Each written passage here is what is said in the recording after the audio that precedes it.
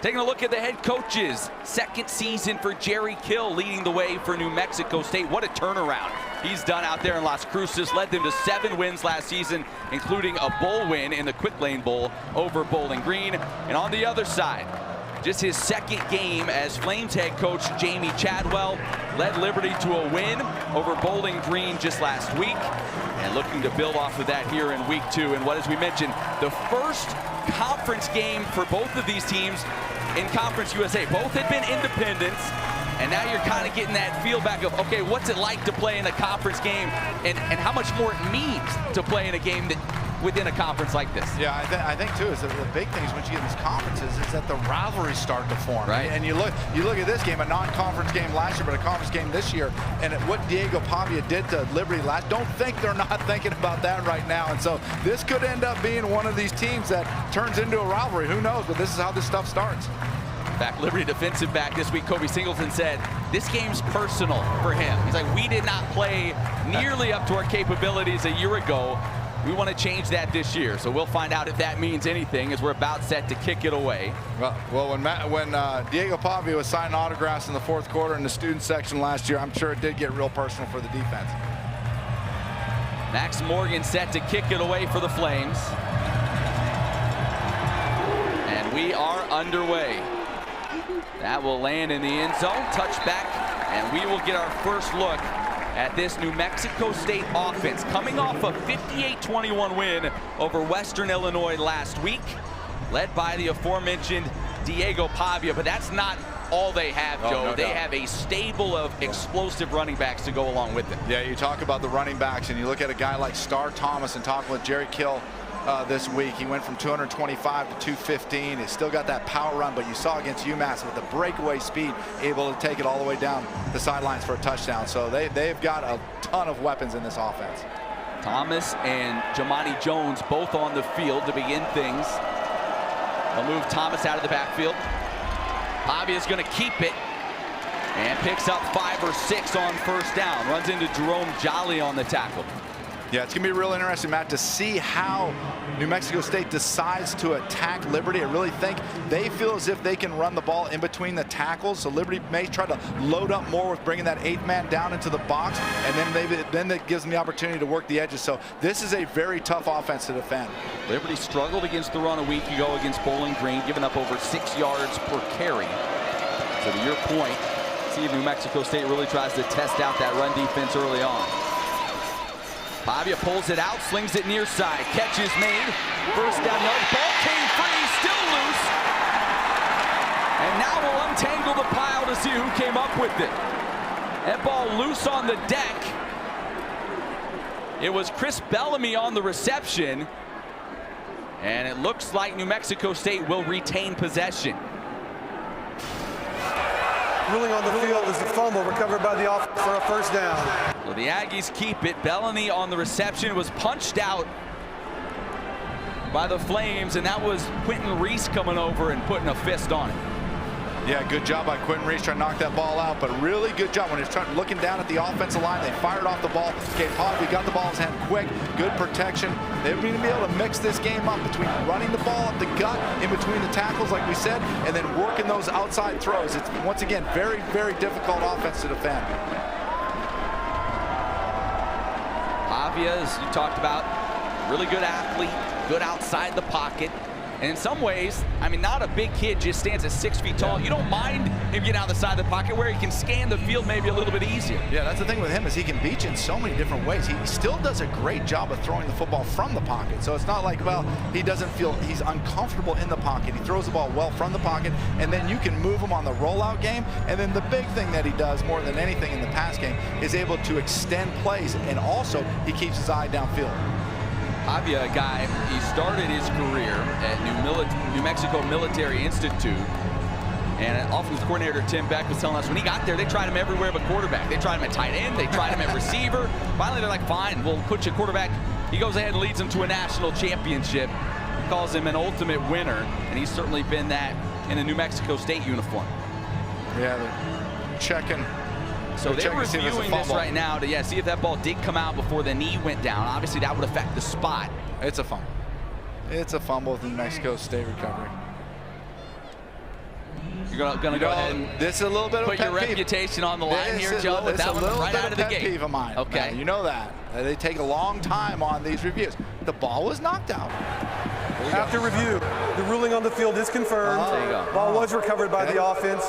Good enough for a first down. Are you going to keep track of this year, or do you need me to go? You're 1-0. You're 1-0. 1-0. Officially. Yeah. I mean, I'm going to predict it right now, and you can talk to Vegas about this, but odds are I go undefeated. Okay. Well, we'll keep track. Yeah. So the ball at the 46-yard line on this opening drive of the ball game for New Mexico State. They've gotten off to some slow starts in their first 2 ball games. The first quarter has not been especially kind to them offensively. Trying to change that here today. Thomas and Watkins, the 2 backs. They'll give it to Star Thomas.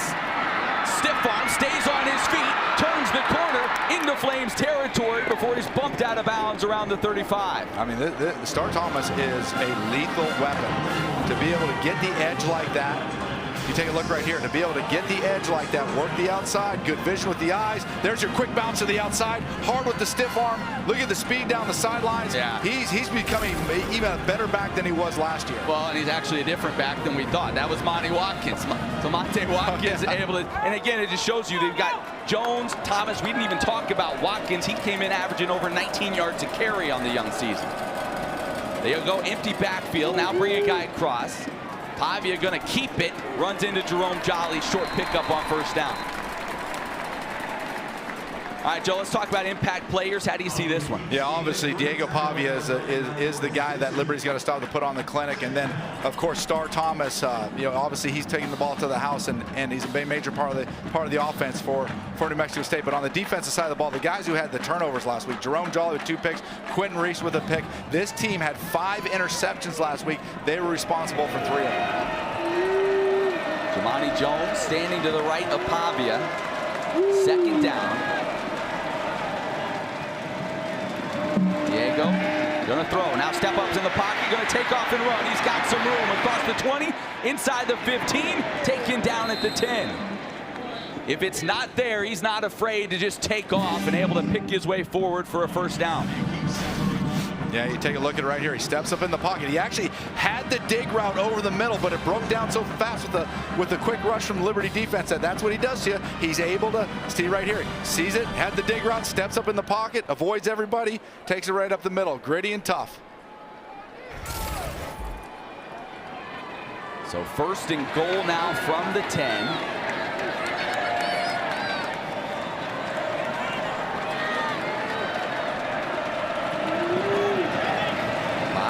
Gives it to Jones, has some running room, and he will walk in. Jamani Jones and the Aggies strike first. Well, they made that look easy. Yeah, really well-designed football play right there. You take a look right here. You should get a motion man back across. They give you the image that they're going to go to the right side with it, and then it's a cutback play. Going zone hard to the right with the quick cutback as it opens up. So a well-designed football play and good eyes and good vision by Jones. Ethan Albertson in to attempt the extra point. It is up and through, and we felt like New Mexico State would test that Liberty run defense here early on. Through just one pass on that drive, they were able to run the ball effectively, capped off by that Jamani Jones touchdown scamper. 7-0 New Mexico State. While we have a moment, let's check in with the 3rd member of our crew, Emily Austin. Wow. You know I have to do the Joker face hit a little early because there is no way I'm wearing the turnover mask after a Liberty interception. But Coach Scott did clean it for me, which is nice. This thing went viral all over social media. There was millions and millions of views. Here's the backstory, though. Head strength and conditioning coach Chad Scott walked into the office and asked Coach McGee and Coach Krantz, guys, what are we doing for the turnover celebration? They kind of looked at each other like, we're preparing for Bowling Green. We're not sure, Coach. He took the matter in his own hands, and this is what happened. He did not disappoint. The players absolutely love it. Guys, back to you. Appreciate that, Em. I thought maybe you started doing your own makeup since last time. In the meantime, beautiful, Emily. In the meantime, Aaron Bedgood with a nice return to set up this Liberty offense at the 30-yard line. That gave me a little jolt there when I saw that. A little early Halloween there, scare mare. Yeah, Chad Scott, he is the strength and conditioning coach. He's also the director of energy. He brings it for this Liberty squad. As you take a look at Caden Salter, really good first performance for him last season. Didn't know until the Flames took the field last week who would be the starting quarterback. Salter really took charge and had a fine game in the opener. Stands in the pocket, fires downfield, connects with the tight end, Bentley Hanshaw, who's able to hang on to it, and one play, the Flames are in Aggie territory. See, that's a really, really promising part of Liberty's quarterback position right there. They were trying to take a shot to a post route to the wide receiver. The safety came high over the top, and he came to his second read to Henshaw and then delivered a strike. So great job of reading the defense by Caden Salter. It's one thing coaches have said about Salter. He has really bought into studying, to being really all into the position, not just on game day, but all it takes to be a great quarterback during the week. Hands it off to Quentin Cooley here on first down. Cooley, the bowling ball, rumbles his way down inside the 45. Yeah, and I think this is a big part of Liberty's offense, is if you're able to run the ball between the tackles, they do a great job of isolating one man. They like to take the best defender, the best outside linebacker, the best inside linebacker, put him in conflict in the RPO game, and then work off of him. And a big part of that is getting him to stick his nose up there in the inside run game. Keyshawn Elliott, the linebacker, a guy Flames coaches say best player on this defense. They're paying attention to where he is as Cooley able to pick up first down yardage. Yeah, really. All right, let's take a look at the impact players for the Liberty offense and the New Mexico State defense. We talked about Elliott. He's one of those. Yeah, Elliott is a really good inside linebacker, able to be a good run stuffer up the middle, but also does a good job working out towards the sidelines. Nicole Webb-Walker is a defensive end and able to be hard on the pass rush. And then, of course, Caden Salter. And then watch out for Von Blue, the freshman. Salter pulls it out, fires, catch is made, a flag comes in. Nice grab by Noah Friend, but we'll see if it holds up.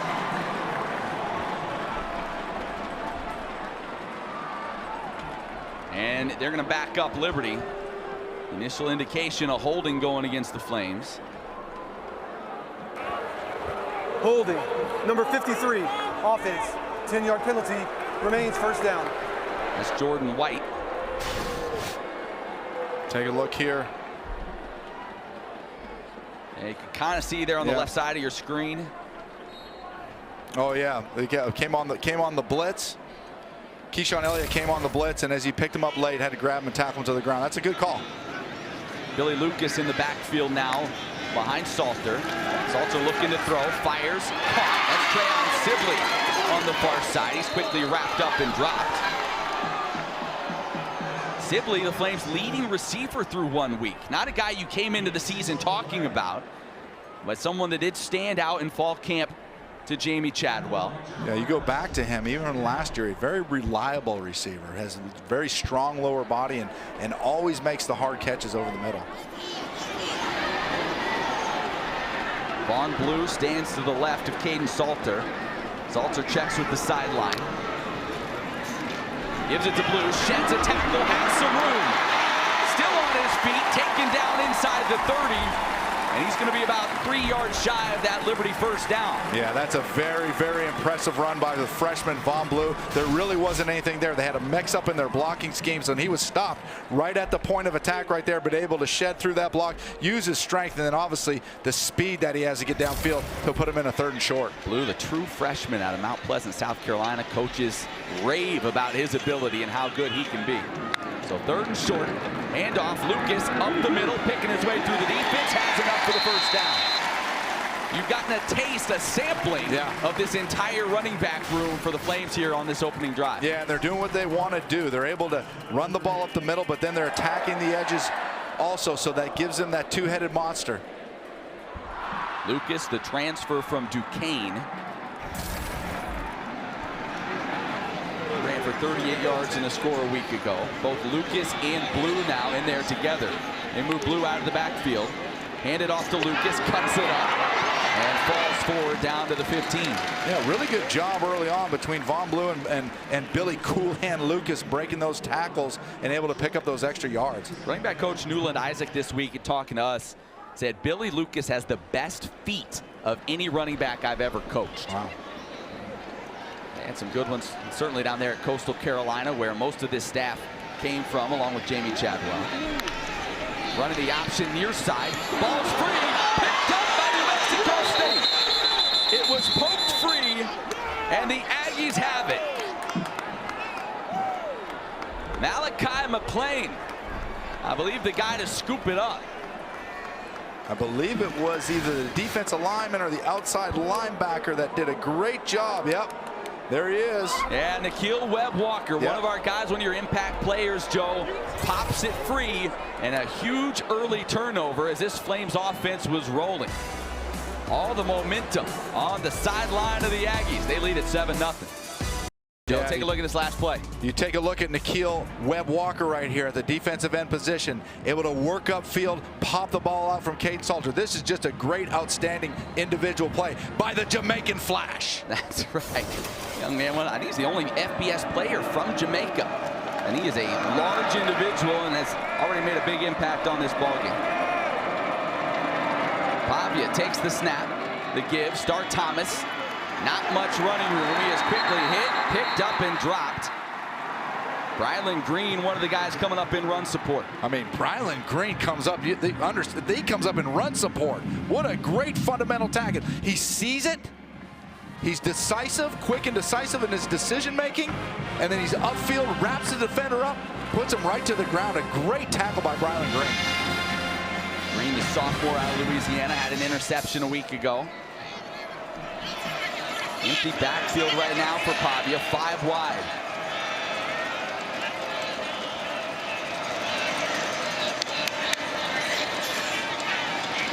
Fires to the far side, the catch made and dropped. So we put it right on the receiver. That's P.J. Johnson, just unable to hang on to it. It brings up 3rd and long. Yeah, I think a lot of New Mexico's game plan early on is just to be able to get the ball out of Pavia's hand before the rush gets there and be able to make those plays where it puts them in a 3rd and short situation. But this is an opportunity for Liberty's defense after the turnover. Can you go 3 and out? Bowling Green just 2 of 12 on 3rd down opportunities a week ago against this Liberty D. Thomas goes out of the backfield. Pavia trying to set up a screen on the far side of the field. The catch is made, and it'll be well short as he is wrapped up and dropped around the 30-yard line. So that Liberty defense rallies to the football, and they will force a punt. Yeah, really, really nice job by the Liberty defense right there. New Mexico State had an excellent play set up. They gave the image that they were going to go for a left screen, which allowed the defensive lineman to start working over to their right side, and then came back and went the other way. But on the backside of Liberty's defense, they did a great job pursuing to the football, stopping them, put them in a 4th down punting situation. Brylan Green back to return the punt for Liberty. Zach Haynes puts his right foot into it. It'll be short, check up, and down around the 28-yard line. So that's where this Liberty offense will begin when we come back. And the Flames have turned over a lot of players. There's not a lot of guys still on this roster as they run the option near side. Nice tackle made, as it looked like they had a chance to turn that into a nice play. Instead, they get no gain there. There's some stats from that ball game. Those Liberty players that are still around, we told you, they've kind of had this one circled. Yeah. Because of the way that one went down. Yeah, the crazy part of that is going into that game, I believe Liberty was like a 30-point favorite. Yeah. And then, you know, all that stuff happened. And I remember you in the broadcast, Matt, you said Diego Pavia's favorite player is Johnny Manziel. That's right. Well, he was Johnny Manziel. He was Johnny football. He did a little bit of everything in that ball game. 2nd down. Salter looking to throw. Scanning the field. Oh, what a catch. Travis Sibley goes up and snags it. 2nd reception already on the day for Sibley. He paid the price on the end of it, but it's enough to move the chains. I'll tell you what, this is, once again, Caden Salter going through his read. Actually, Treon Sibley was his 3rd read in that. He looked to the flat early, looked down the sideline as his 2nd read. The coverage was over the top. You can see right there, takes his eyes back towards the middle of the field. Treon Sibley goes up, but great reading of the defense by Caden Salter early.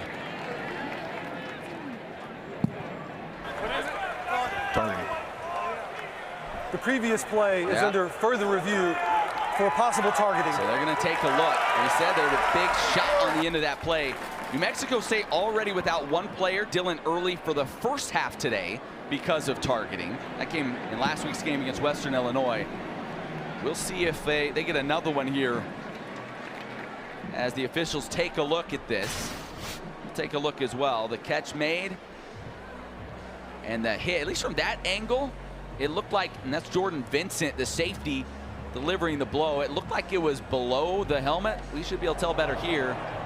But it's that head and neck area is what you always hear about, Joe. Is that close enough? It was. When I look at this play right here, Matt, more than anything, it's the danger to the defensive back. The way that he's leading with the crown of his helmet.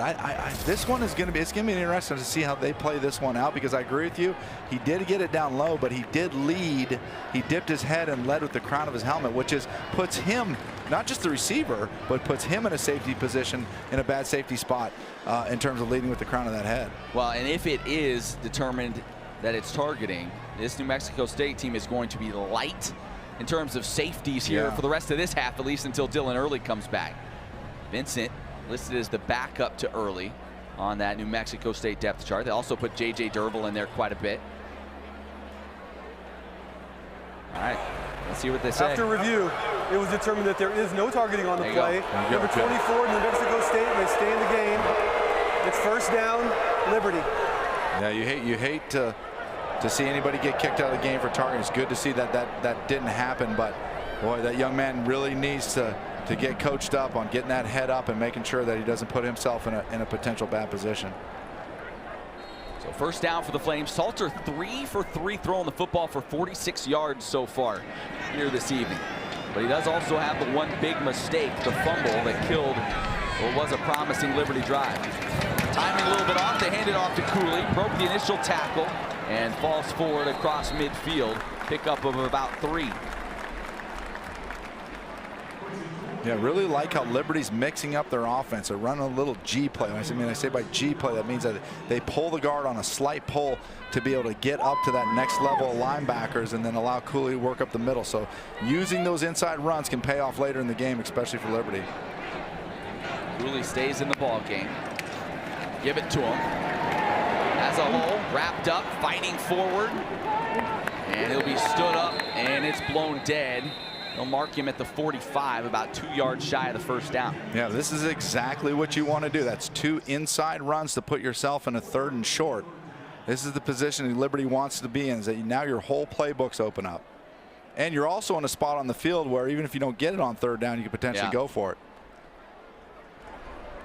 Cooley checks out. Billy Lucas in there now.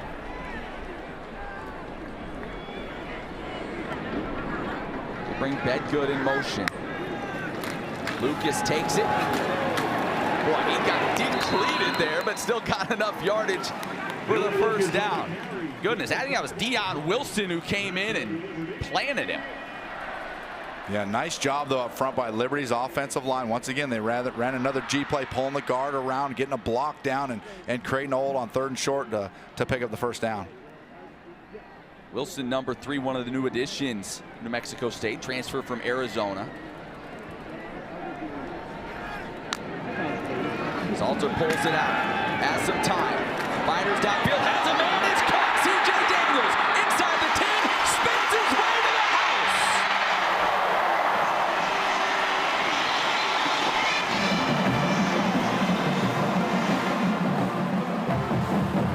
house. Salter showing patience in the pocket, allowing Daniels to get free.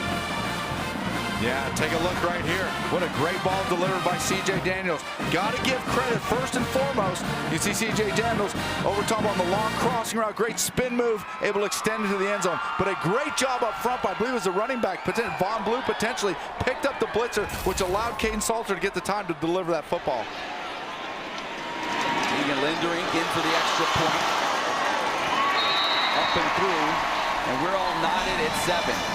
Caden Salter has started this ball game 4-4 for 86 yards, and now that touchdown. Yeah, take a look right here. There it is. Blitz pickup right up in the middle. Caden Salter stands in the pocket. Gives the time for the route to develop. C.J. Daniels across the middle. Nice little spin move. Touchdown Flames. C.J. Daniels, a guy who is coming back from injury a season ago, played only 4 games. But 2 years ago, back in 2021, he showed a lot of promise. Over 600 yards receiving and 7 touchdowns receiving that season. He's a weapon, and now that he's healthy, he's a guy that the Flames figure will be a big part of this passing attack. Yeah, Liberty really hasn't established through camp, through spring ball, and through fall camp, and in that first game, who their #1 receiver is going to be. But you know, things have definitely gravitated towards C.J. Daniels being that guy.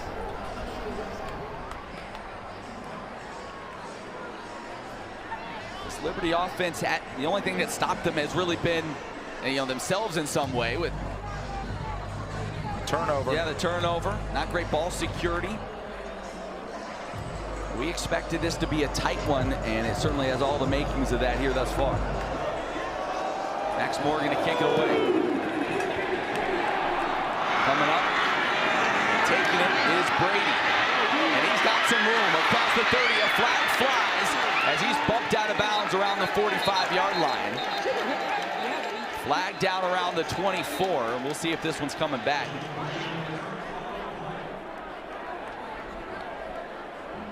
Liberty's fortunate at the end of that run that they didn't get called for a late hit out of bounds. Thought he's a couple steps out of bounds and he got pushed.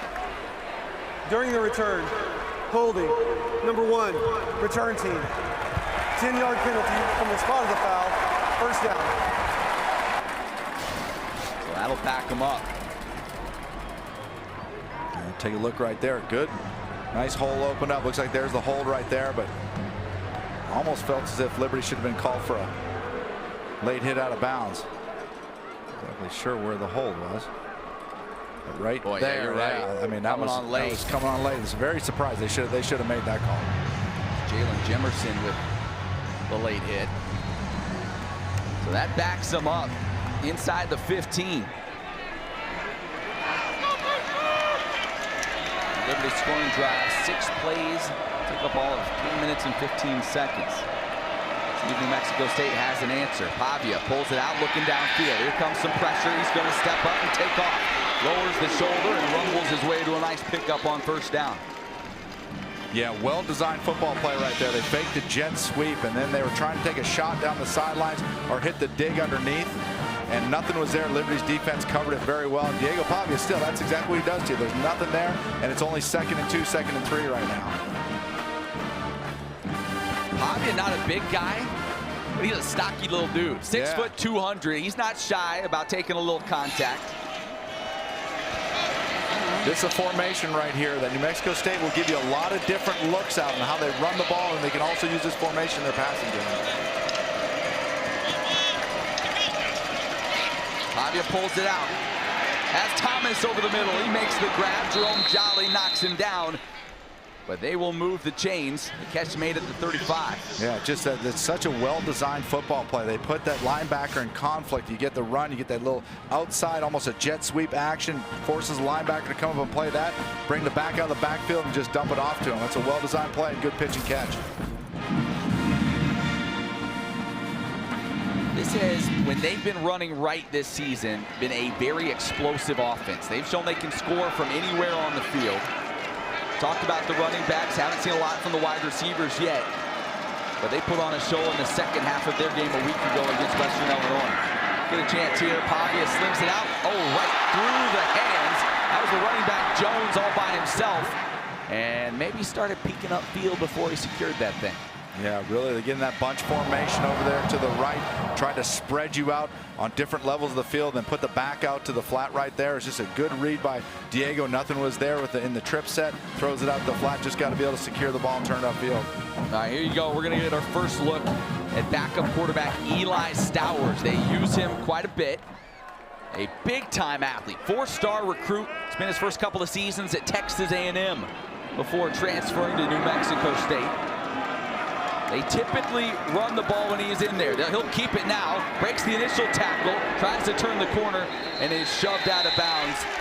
That was Brandon Bishop that got to him as a flag comes down. And get a hold. So a second penalty on this drive for New Mexico State. Remember, they would have had great field position on the return. Holding. Number 51. Offense. 10-yard penalty. Remains second down. That's A.J. Vaipulu. Yeah, take a look at 51 on the pole right here. Tries to seal back to the inside. Yep, definitely grabs a hold of him. Brings him to the ground. Ref has to make that call. It's in the open field at the point of attack. That backs him up. 2nd and 20 now. Pavia back in the ball game. Gonna roll the pocket. Looking downfield. Now slings it to the sideline, but incomplete. Unable to get his feet down. It was Cordell David along the far sideline. So 3rd and 20 now. Yeah, really like how Liberty's secondaries are doing a good job of covering. They're trying to hit a deep out route from the slot right there, and they really squeeze it down in a cover 2 look where the corner is able to fall off and the safety worked hard over the top to be able to cover that out route. But think about these penalties, right? New Mexico State averaging 10 yards a carry, but when you get that penalty to back you up, it kind of takes you out of running situations, and suddenly what you've been doing best isn't on the table anymore. See some type of screen here potentially, especially in this tight bunch formation. Pavia's pulling it out, has time, fires downfield, has a man. It's caught across midfield and out of bounds. A big 1st down throw and catch for New Mexico State. And that's Jordan Parker on the reception. Yeah, I love the aggressiveness. Usually you get in those 3rd and long situations. That's a lot of times when they throw an interception, but not this time. Diego Pavia delivers it on point, 20 yards on a 3rd and 20 for a 1st down for the New Mexico State Aggies. Beautiful night for football. Start of the 2nd quarter, 7-7 ball game between New Mexico State and Liberty. There's a look at Jamie Chadwell. 1st year with the Flames, and look at his resume. What a job he did at Coastal Carolina, Charleston Southern before that. It's interesting, Jerry Kill actually said, you know, I was studying his option offense this past year while he was at Coastal, obviously having no idea that he'd run into it this season. Handoff, some room to run, pushed out of bounds near the 1st down marker. That's Monte Watkins on the carry, and that was Eli Stowers back in the ballgame at quarterback. They're going to leave Stowers in there.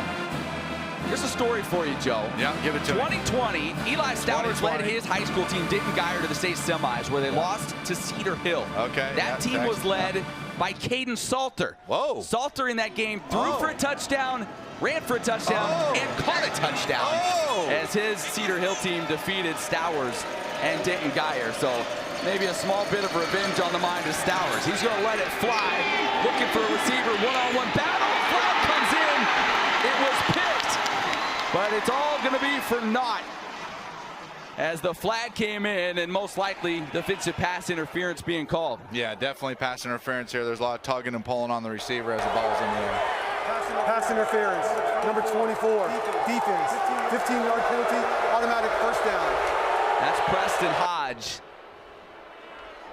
Jamie Chadwell, not a huge fan. Let's take a look.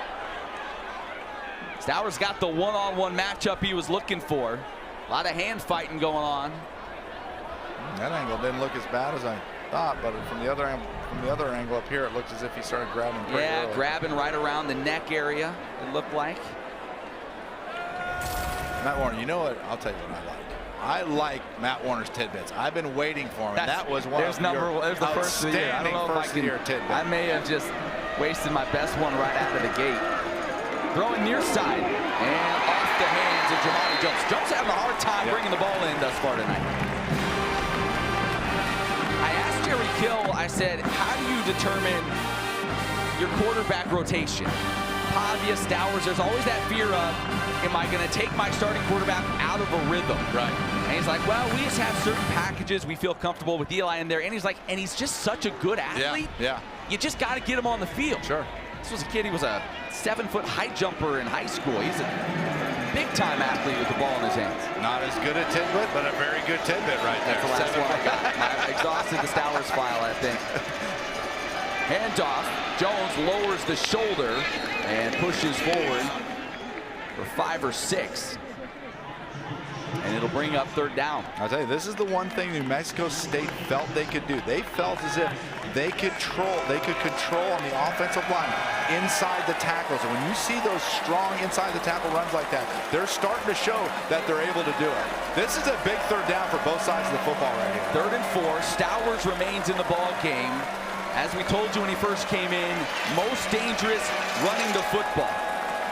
That's where he's had most of his success. They will run the option game with him quite a bit as he stands in the middle of that three-headed monster of a running back trio. Take timeout. Got to take timeout. Play clock was running out. So a little late getting the play in.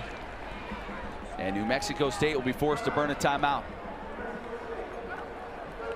Big play coming up. 3rd and 4 on the other side. 7-7 ball game, but the Aggies threatening. He talked about he just felt as if he had that one more rebuild left in him, and like I said, he is doing a great job of putting an excellent product out on the field. Diego Pavia coming back in the ball game now at quarterback. Watkins and Thomas stand to either side of him.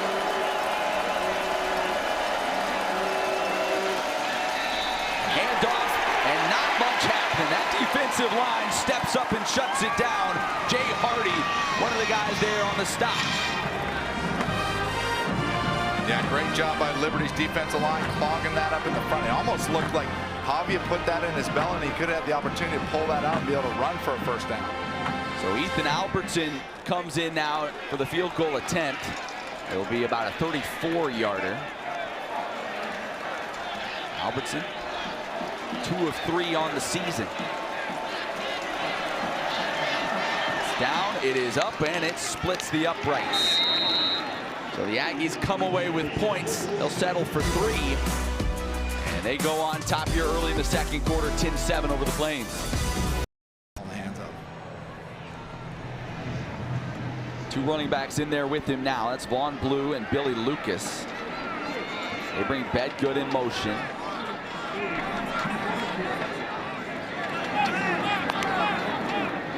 Salter pulls it out, fires a strike to Bedgood.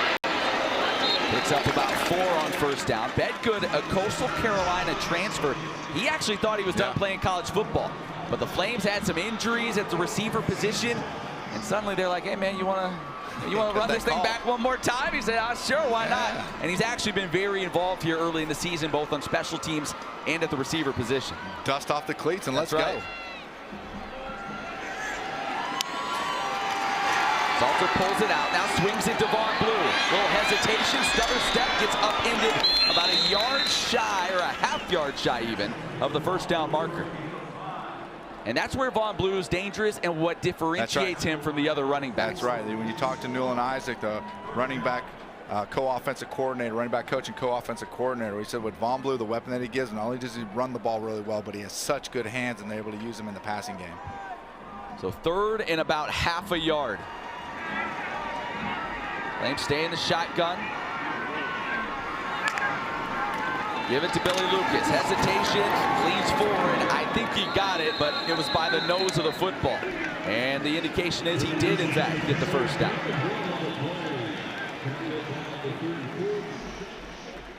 Now you think about that running back room for Liberty. Gone is Day-Day Hunter. Gone is Shedro Lewis and TJ Green. That's over 1,600 yards and 18 touchdowns from a season ago that are no longer in this program. They had to rebuild that room, and at least to this point, it looks like they've hit on it pretty much everybody they brought in. And off the quick Cooley, cut back, lowers the shoulder, fights for extra yardage. He'll pick up 3 or 4.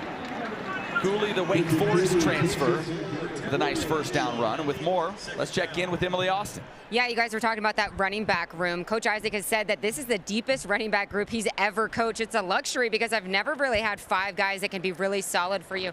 And they're all pushed from within because they know the next man can pass them up. I don't have to stay on them about competing because they know they have to compete. They have no choice. And they're going to get a lot of action in this Jamie Chadwell offense. Salter being chased, avoids the rush. Now just going to throw it away smartly. as the pressure was closing in.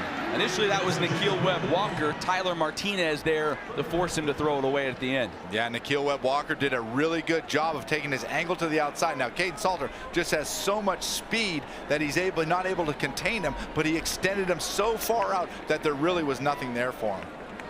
Brings up 3rd down. Liberty has converted all 3 third down opportunities they've had thus far tonight. Tight end Hanshaw goes in motion. Salter, time in the pocket, surveying the field. He's going to load up and let it fly. Looking for Daniels ahead of the pack, and he makes the grab inside the 5.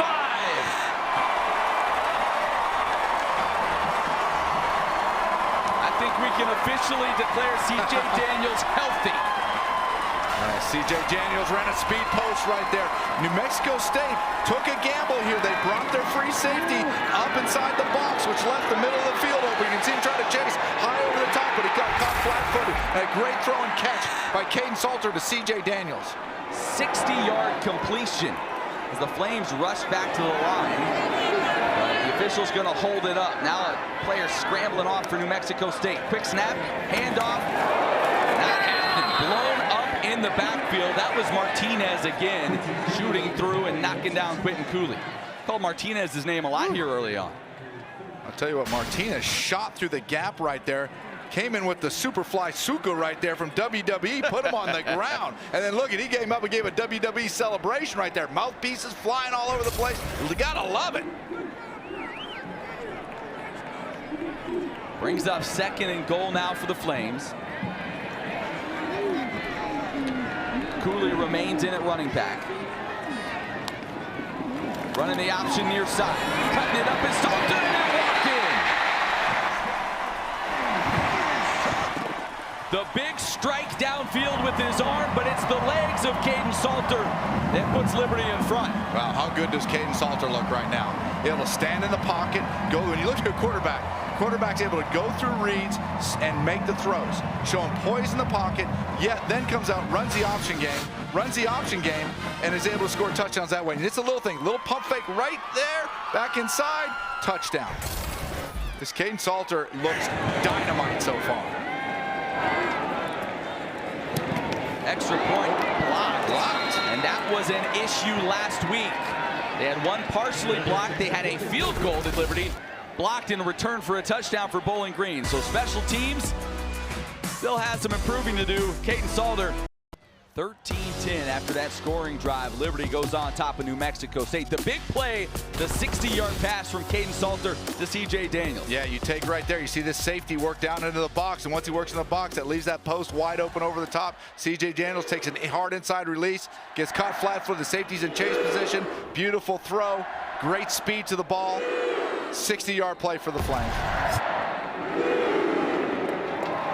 That's Morgan now to kick it away. And that will sail out the back of the end zone. So a touchback for New Mexico State. We're talking between break. Caden Salter, it's a night and day difference in terms of just how comfortable he looks from the pocket compared to last year. This is dangerous. I mean, if you're a Liberty Flames fan right now, you've got a quarterback who is showing poise in the pocket, making all the throws, going through his reads, making all the throws, and then is just as much as a weapon in the run game. So that is the complete package that they look for in this Jamie Chadwell option pass offense in order to have the most success, and he is that guy.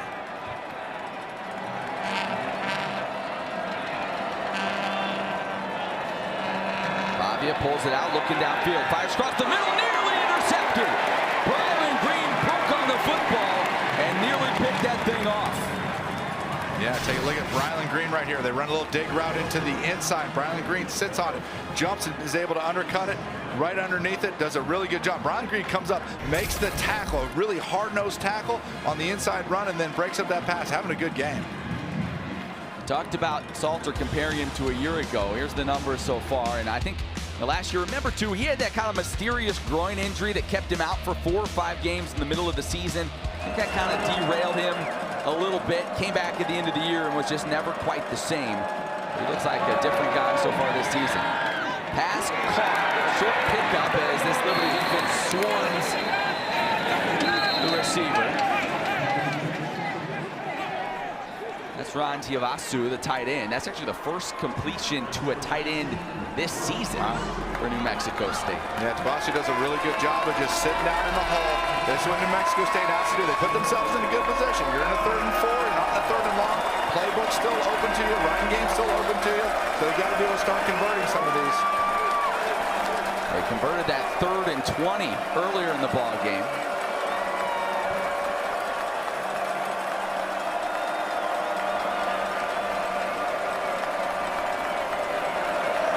Pavia changing the play at the line.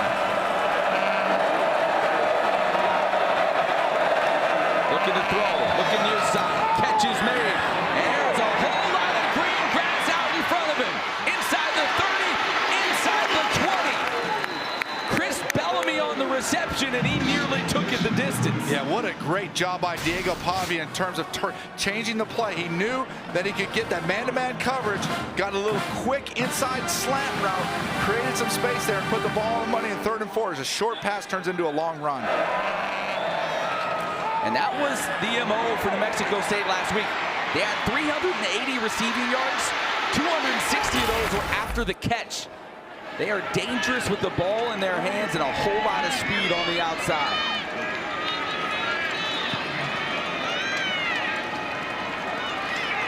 Star Thomas the back, they'll give it to him, and Liberty does a nice job shutting that down. Tyron Dupree was there. Also there on the tackle. Like maybe body got in on it. That was a real nice job by Tyron Dupree. You know, they had looked like New Mexico State had a little something. It looked like the old Washington Redskins counter Trey from back in the day. Used the fullback instead, but they filled the hole really quickly to keep it in a short game.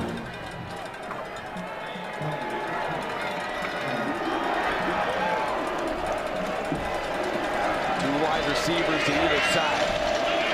They bring Brady in motion, they'll give it to him. Trying to get to the edge, and Dupree taking a great angle, able to make the tackle. Just a good job by Dupree of reading it quickly. Whenever you're trying to have those jet sweep action, you take a look right here. Whenever you get this jet sweep action, you can see he almost takes off. He takes off before the ball's even handed off and is able to get outside wide and be able to bring him down quickly. You have to watch out though. You start running out and vacating that linebacker spot too quickly, they'll run that tight end right down the middle of the field and throw it right behind his ear. Third and about 7.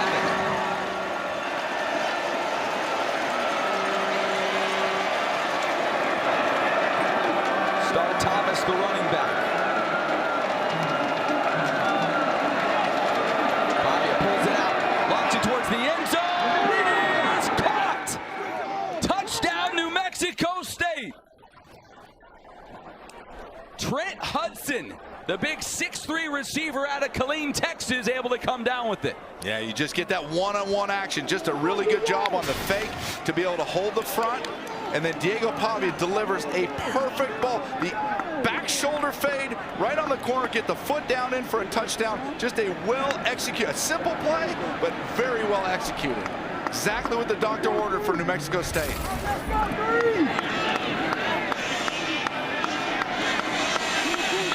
New Mexico State goes back in front. Extra point up and through from Ethan Albertson.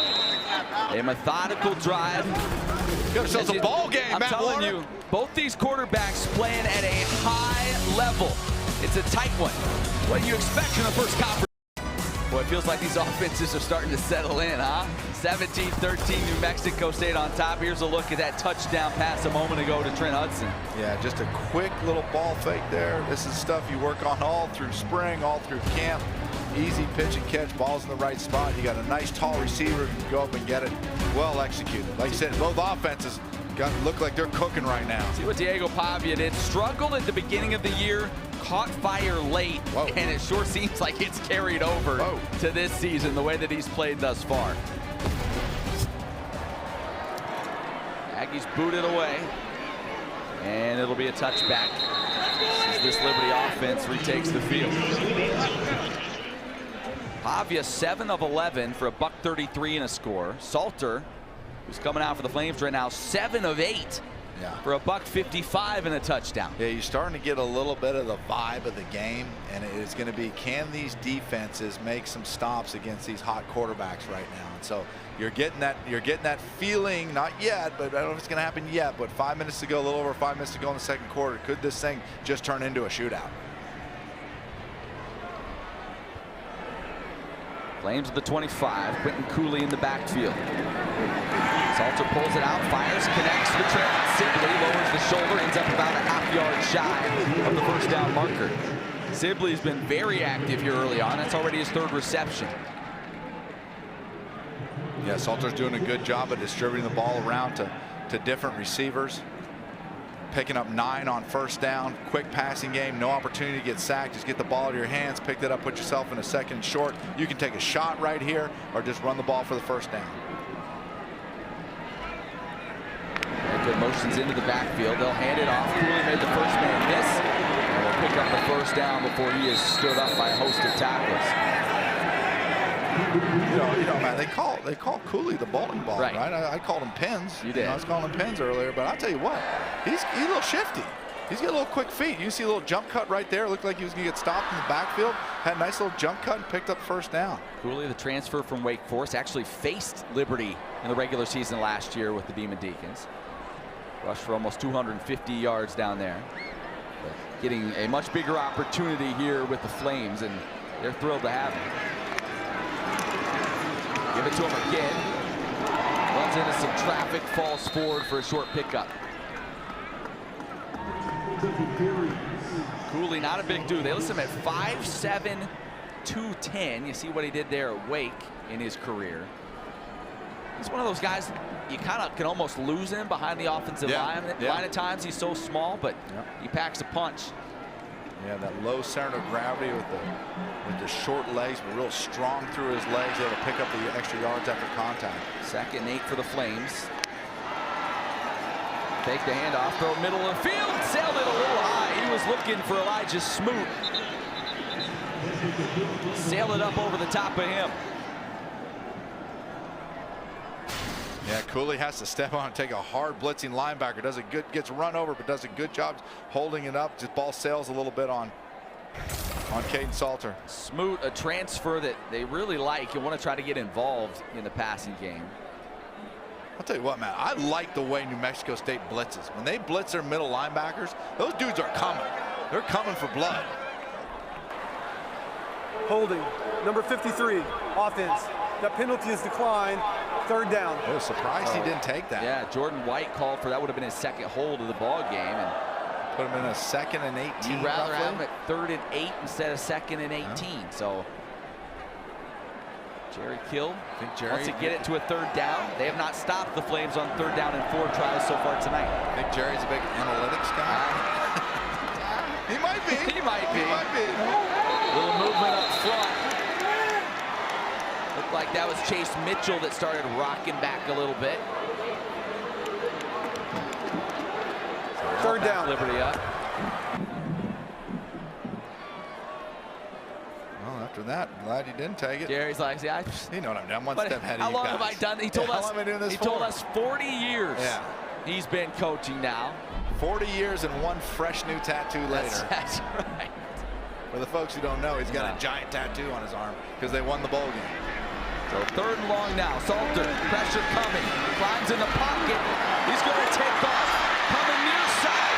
Across midfield. What do you do? That's what Caden Salter can do. What do you do? I mean, you have a really solid blitz arm right there at the middle. You feel as if you got it contained, and all he needs is one lane. And there were defenders as he breaks through right here that had a chance to put him down, but he breaks out towards the sideline. And look at that, just too much speed to the sideline to pick up the first down. It almost makes it impossible to defend. So a big first down now for the Flames. They've 5 of 5 now on 3rd down conversion attempt. Billy Lucas cuts his way through the defense, keeps his feet inside the 30, down inside the 25. There's those sweet feet of Billy Lucas. Yeah, Right there, that's why they call him Billy Cool Hand Lucas, able to make a really nice jump cut, was patient, sees the hole, makes a quick cut, and then explodes through. It'll pick up some chunk yardage. To be fair, I think only you and I call him Billy Cool Hand Lucas. We're starting something. But we'll see if it catches. It's a great name. 20-yard run for the transfer from Duquesne. Vaughn Blue in the backfield now. Taking it in there, pressure coming. The throw to the end zone, caught, touchdown! Salter finds the tight end, Bentley Henshaw, and the Flames go back in front. Take a ride in my Bentley Henshaw. Down the sidelines for the touchdown. Well-designed play. Once again by Liberty. Fake the jet sweep. Work Bentley down the sidelines. Use the skinny post to bring the defender in. Eyes go from skinny post back to the tight end on the wheel route. Well-designed play, well-executed, touchdown. 24-yard touchdown strike, the extra point up and through. You know, for a lot of years, we've heard Liberty coaches say, we're going to get the tight ends involved this year. We're seeing them do it this season. The second touchdown already on this young campaign for Bentley Henshaw, the transfer from BYU. Yeah, Bentley Henshaw has all the tools. You can see right here, you fake the jet sweep, brings that backer up, run the skinny post to the inside. Bentley Henshaw on the tight end wheel route. Well done. I think we got the shootout. Yeah, you're right. 6'5", 250. Big boy in Henshaw. And again, as we mentioned, back-to-back weeks now with the touchdown. Flames go back in front. And you said it. You get the feeling these two quarterbacks are in total control of what's happening out there. Both these defenses trying to play catch-up. I think that Diego Pavia is over on the sidelines right now. But it just took a small sip of Gatorade. Just a little small sip. Yeah. Set it gently down on the table. Put the helmet on. Buckled up and said, let's go, baby. Well, I know when we talked to Jerry Kill last year, he said, what I love about Diego Pavia, I like his swagger. He's got swagger. He's got swagger. You want to shoot him? We'll give you a shootout. That kid landed in the end zone. Here's a look at what Diego Pavia has done so far today. When you think you've got him hemmed in, not so much. He's been able to find success with 36 rushing yards, and then really lately, it's been through the air. Yeah. 7 of 11, 133 yards. That last touchdown toss, he has shown us a little bit of everything today. You almost feel like that 3rd and 20 conversion. When they made that 3rd and 20 conversion, that really gave them some momentum. This Liberty crowd trying to urge on the defense here. Empty set, could get first down, get a potential quarterback draw. Oh, faked it. Now pulls it down, throws a strike completion. That may have been a face mask as the flag flies in. The completion there to Tomas Whitford, the tight end, and they may tack 15 on the end of it.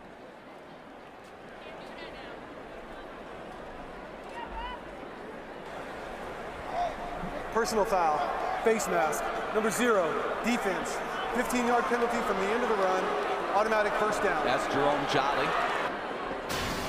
He was the star a week ago for Liberty. No question. Spun him around. Now, 2:07 to go before the half. Still a couple of timeouts for New Mexico State. You don't necessarily have to hurry at this point. Because you kind of want to do the old score without much time left deal. So the Flames can't answer. Pavia loading up, letting it fly. Ball to the Green, picked it off. Green nearly got one earlier. He got one that time. His second interception of the season. Yeah, that right there was Diego's first really big mistake. They were in cover 0. There was no safety in the middle of the field. The receiver ran an excellent route. He just held onto the ball for too long. If he would have let it go right away, give his receiver a chance to run under, he would have had a much better chance. Give that man the Joker mask. He just holds you. You see right back there, he's looking. He just holds it a little bit long. Yet the receiver had him beat early by a few steps. He just wasn't able to get it out there far enough. Trying to get it out there for Jonathan Brady. As you mentioned, just underthrew it. And what a start to the season for the sophomore Green. Check in with Emily. Emily?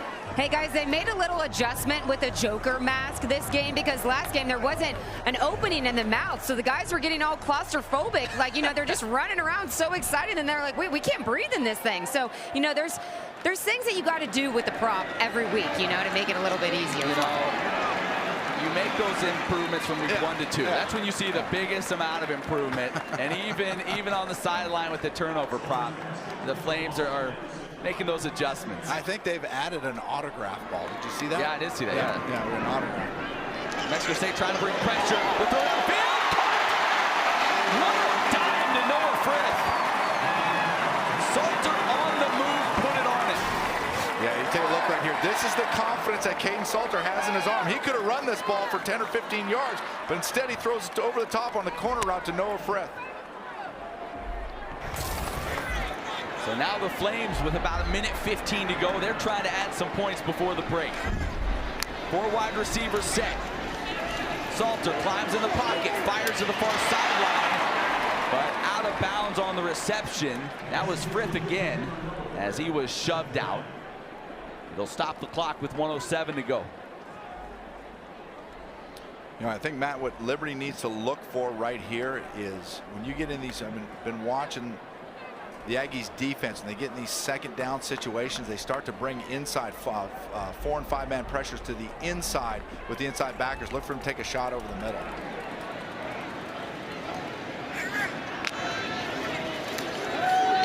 Salter going far sideline, going up, making the grab and tapping that toe with C.J. Daniels.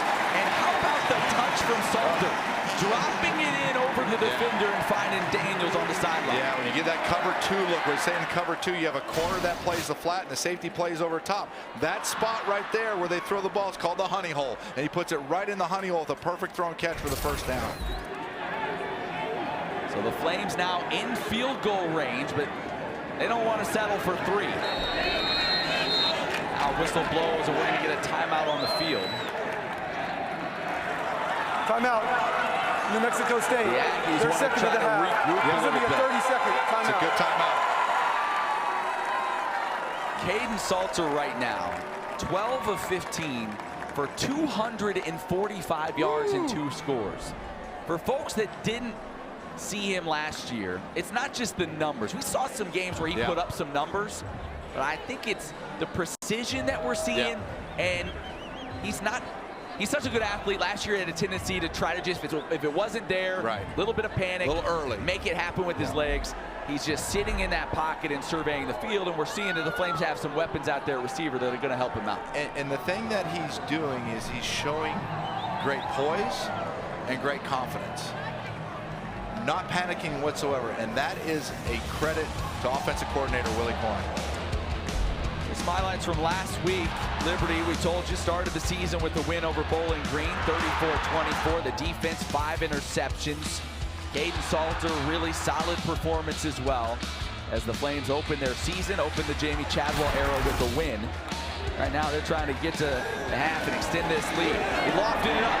Frith, jump ball situation. And that ends up out of bounds along with Frith and the defensive back and falls harmlessly to the turf. Frith saying, hey, give me an opportunity. Get that thing back in bounds a little bit.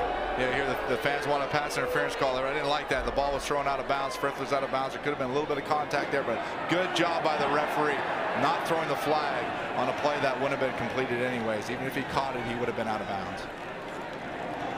Frith, a big body, 6'4". A weapon certainly in the red zone. Flames knocking on the door of that right now. Second down. Okay, good in motion. The give up the middle. Cooley, stutter step across the 20, lowers the shoulder, carrying people down inside the 10. Yeah, that was one of those reads where it's take what you give. You got a really light box with 5 guys in it. It's an easy block, and a huge hole opens up for Cooley. You got 5 guys in the box. Take it right up the middle. Easy read, easy run for Cooley. Clock continues to move. Flames not in a hurry. First and goal. Salter gives it to Cooley again. Cuts it up, taken down at the 5. And let's see if they use the timeout here. They will. Jamie Chadwell running out on the field, signaling for a timeout. As Cooley goes over 50 yards on the ground today. J.J. Derville came up and made a nice tackle right there. Wow, it looked like Cooley had something. He took care of that fast. This will be a 30-second timeout. Clock operator. Well, you feel like this could be, the result of this drive could be huge if Mexico State's able to bow their neck a little bit and hold the Liberty Flames to a field goal going to the break. It feels a whole lot different. Oh, completely. Like, this is a big series for them. This is a game. They're down only 3 right now. Like you said, if they can hold it to a field goal and keep it a 6-point game, they'll feel confident going into the locker room with as well as they've moved the football. And I believe who gets the ball coming out of the start the second half? The Flames. I think the Flames get it. Liberty will get started the second half. So I mean, if they can score here, and then it's almost like a turnover, you get the ball right back to start the second half. Liberty's put up 362 yards of offense in the first half. We thought they might have a chance to move the ball a little bit here tonight. I think this goes above and beyond what we expected at this point. Get down here, the option always in play. We've seen them run that already for a score. Quentin Cooley remains in the game. He stands at the left hip of Caden Salter. Salter pulls it out, looking to throw. Lofting one towards C.J. Daniels and sailed it out of bounds. Yeah, had a good design play. If Caden would have been able to hold the ball a little bit longer, he had Elijah Smoot working the back line of the end zone, who was wide open. So here you go, another third down opportunity. The Flames have been perfect on third downs tonight. Like you said, this is where New Mexico State really needs to bow their neck, get a stop, and hold them to a field goal. Daniels and Smoot, the 2 receivers on the field, 1 to each side.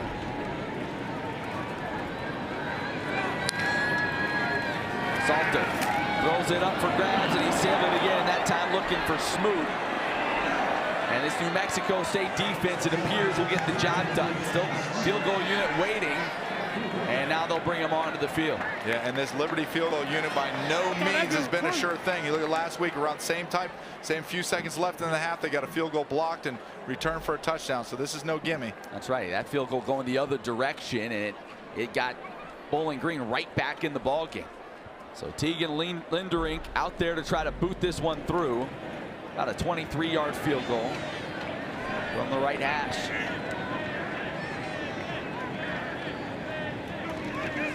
It's down, and it is up and through. So the Flames don't get the 7. A victory there, you'd say, for that New Mexico State defense. It gives them a little juice heading to the locker room as well. That's right. Not tough. You got to go in that locker room. You got to say, hey, guys, we're right back out there. Got to get a stop. Start the second half to keep this a 6-point ball game. It's like there is an Aggie down on the field, and well, that might be, it's like Webb Walker, maybe. If so, that would be huge. This New Mexico State defense. Jerry Kill out there to check on him, along with that Aggie training staff. And yeah, that is a big fella in the Kill, Webb Walker. Highlighted him at the beginning of the ball game. Boy, it takes 3 people to get him to his feet, doesn't it? He's a big boy, and glad he can walk off under his own power, even with a slight limp. So we'll keep an eye on his availability, certainly in the second half. That would be huge if he's not able to go. All right, we talk about these 2 quarterbacks playing at a high level. Here's the comparison so far tonight. They have both been dialed in. Each one has made 1 mistake. You saw Salter get a little loose with the football, the fumble early on their first possession. Pavia taking a shot downfield, underthrew it for the pick their last time out. Really, outside of that, they have been in total control. Yeah, amazing. Look at Salter, 12 of 18 for 245 yards, 2 touchdowns, no interceptions. You know, but at the same time, just like you said, I mean, Diego, you never know. He can keep you in a ball game all by himself. He's kicking it away,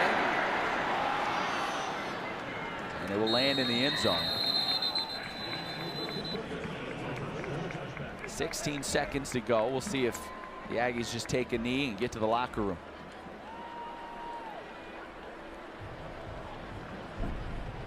Take a knee. Definitely get to the locker room. Regroup. What a hard-fought first half. I mean, this had some action. I mean, you hear all week, oh, does this game mean more? It's a conference game. Coach is saying, hey, yeah, these games do mean more. You get to conference play, it means something. Neither of these programs have been able to play in conference play in quite a while. They're here now, and that first half lived up to the hype. We've got a one-score ball game. It's Conference USA. It's Conference USA football, Joe. It's party in the USA. That's right. Flames leading 23-17 as the teams head off the field. Our Emily Austin going to catch up with Jamie Chadwell here in just a moment. And she is standing by with him right now. Emily? Em? Coach, you guys weren't able to find the end zone in that last drive, but still got points on the board. Overall, Caden Salter, he just looks in the zone in complete control. Is this the best you've seen him execute your offense? He's doing well. Obviously, I only seen him for 2 games, you know, so, but I think he's doing a nice job. We're putting him in some good positions, letting him make some plays, and I think he's handling things well. You know, it was disappointing there. We had a couple shots, but to get points and then, you know, get the ball here, the second half kicks, first drive is going to be big for us. Thanks for your time, Coach. Best of luck in the second half. Appreciate that, Em. Flames taking a 23-17 lead to the half. When we come back, first half stats and highlights. It's been a good one. We'll set up what should be a great second half from Lynchburg, Virginia. You're watching Conference USA football.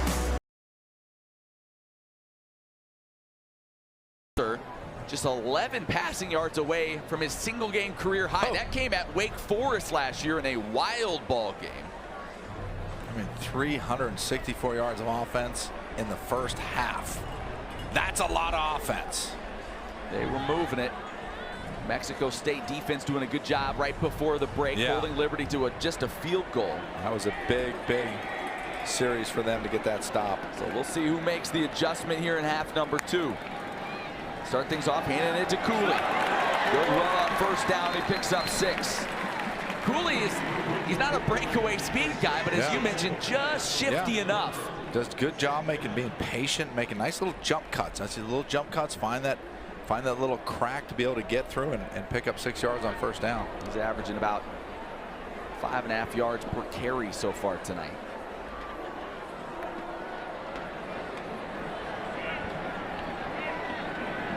Two receivers to the near side. They give it back to the running back again. Cooley hit quickly, still falls forward for a short gain. As we check in with Emily Austin, she caught up with Coach Jerry Kill a moment ago. Yeah, guys, coming out of half, he did mention how big it was for them to get that stop and hold Liberty to 3 points to close out the half. He did say, though, that the Flames have the momentum. You know, the quarterback is on fire. Caden Salter's playing as well as anyone he's seen in a while. But at the end of the day, the game comes down to turnovers, which is what they obviously did to give Liberty those 3 points to close out the half. He added, the big thing is we got to get a stop here on this. Webb Walker was down at the end of the first half. He's limping around. He said that he's going to try him and see what happens. So I'll keep you posted with that.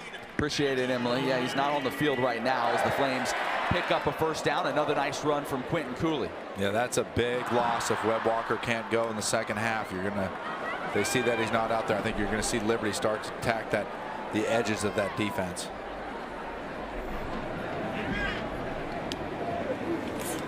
Another give to Cooley. Goes into the pile. There we go. Let's go. There we go.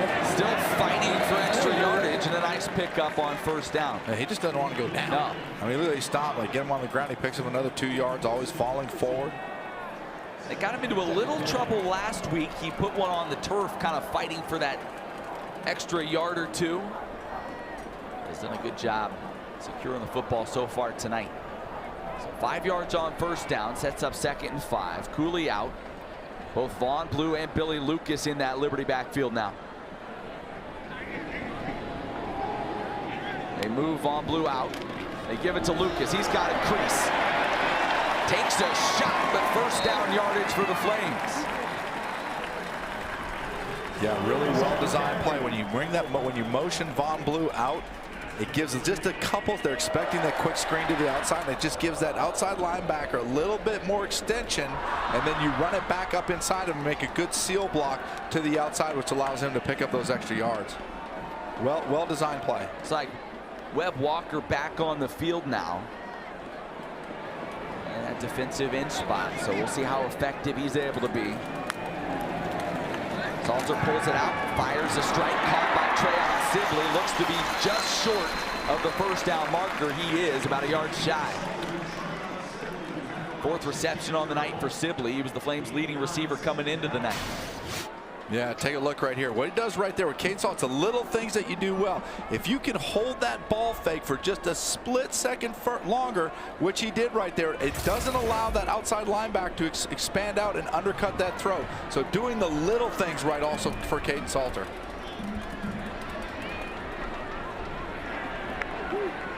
Salter pulls it out, coming to the other side. C.J. Daniels with the reception, tries to cut it up. Quickly taken down. Dylan early with the tackle. Remember, he didn't play in the first half. He is now back in the second after serving his suspension, if you will, for a targeting penalty last week. Really like the calls here early on in this first drive of the second half by Liberty offensive coordinator Willie Korn, trying to run the ball up the middle and then try to beat him with the short passing game. They had the position before, but you start bringing that free safety into play, and that's when you take your shots over the top. Tight end Bentley hand shot. Comes across the formation. They'll give it to Lucas. Angling near side. Cuts it up. And falls forward to down around the 20. You're seeing success on first down for the Flames in the run game. When you're getting 5 yards at least on that initial handoff on first down, it just sets everything else up. Yeah, I'll tell you what, though, New Mexico State right there, I think it was number 11, Dylan Early, that came off the edge, did a really good job of getting rid of the block of the receiver and keeping that to a 6-yard gain. That could have broke a long way, but he made a really nice tackle. Von Blue, the running back there now. They give it to him. Trying to bounce outside. That is shut down. Good job coming up on the tackle. That was Malachi McLean. Yeah, really good job by New Mexico State defense in the open field, making these old field tackles. You think that Von Blue has some of these, cuts the outside. He closes the gap real quick and gets them right to the ground. Big third down right here early in the second half. 3rd and 4. Flames converted on third down once on this drive already. They've converted on 6 of 7 so far tonight. Don't be surprised they try to take a shot right here. 2 receivers to either side. Cooley the back. Run the option far side. They pitch to Cooley. Cuts it up, and he will have the first down. It looked like New Mexico State was in position, but Cooley with that quick cut able to get just enough. Yeah, take a look right here. Option play. Caden Salter makes a quick read. Back inside, but a great job by Cooley to be able to pick up the first down. They read it right. They had it right. He just made too good of a play. Boy, that was Keyshawn Elliott there that had a chance to make that tackle and keep him short. Just unable to get the job done. Blue and Lucas remain in the game. They're going to give it to Lucas. A little hesitation. Now lowers the shoulder and gets a couple. You really see even New Mexico State starting to creep that free safety, especially as you get down in the red zone and they're running the ball so effectively. The free safety is starting to become a factor in the box. So once again, look for Liberty to do a little light play action, try to take a shot over the top. Flames bring in C.J. Daniels now. He's had a great game at receiver. 4 catches, 129 yards, and a score. He and Elijah Smoot to the bottom of your screen. As Quentin Cooley also checks back in for Liberty. Salter pulls it out. Pressure comes. He's going to take off. Inside the 10. Looks to be short of the first down. It'll be about 3rd and 2. All right, just so hard to defend. New Mexico State did a great job defensively. There was nothing there. They had everybody covered. They had pressure from the outside. Sure enough, Caden Salter was able to step up and pick up a few yards and put him in a 3rd and short. Gabe Peterson trying to get to him. Couldn't quite get a hand on him. And so sets up 3rd and short now for this Liberty offense. Bedgood and Frith, the receivers at the bottom of your screen. Bedgood in motion. They give it to Cooley. Powers his way, driving, keeps those legs turning, and he has first down yardage. I mean, what a run. What a run. They had him stuffed short of the first down. And he just, like you said, kept powering those legs forward to be able to pick it up. It's like trying to tackle a fire hydrant. Yeah, exactly. You look right here. He just sticks his nose up in there, keeps the legs churning, picks up the first down. So 1st and goal now for the Flames. A long opening drive for Liberty. They're trying to end it with 6. Salter pulls it, broken play, made a man miss, now wrapped up, stood up, and taken down around the 6.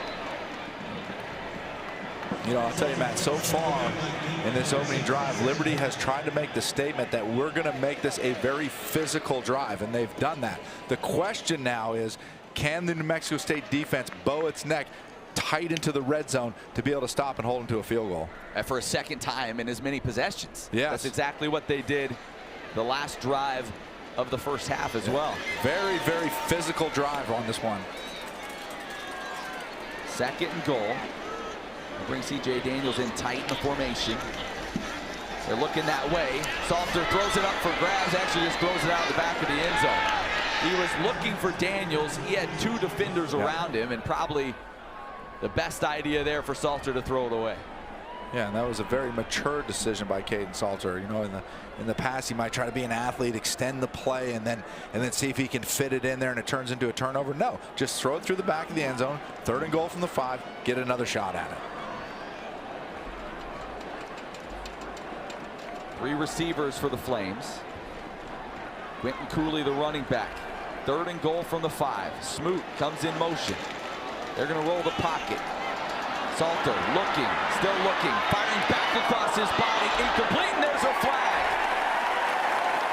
The intended target was Noah Frith, and somebody may have got there just a hair early. No, I think they're going to get him for a face mask. Oh, that's a hard penalty. What a great stop. Well defended by the Aggies defense, and he's out reaching for the ball, and it goes across, and I think he got a hold of his face mask. That's a tough break. Pass interference. Number 11. Defense. So that's Dylan in early. the end zone. By rule, the ball will be placed at the 2-yard line. And that's a huge penalty. Automatic first down. Take another look. Yeah. I thought he had got him. Yeah, right there. I thought he hit him in the head, and they were going to call face masking, but they decided to go with the. Boy, that's really a face mask. Yeah. I don't know if I call that pass interference. So that But either changes way, things dramatically now. 1st and goal at the 2. Cooley a couple of steps behind Salter. Let's see if they give it to the running back here in this short yardage situation. They do, and he has stood up and dropped. There was Keyshawn Elliott getting in there and making the play. That Keyshawn Elliott, he'll fill now. He's old school. He looks like one of those guys out of one of them football movies from the 80s. He's a big old neck roll on and all that deal, yeah. I like him. I like him a lot. Sophomore out of Richmond, Missouri. One of the leaders of this defense. Yeah, he's intense.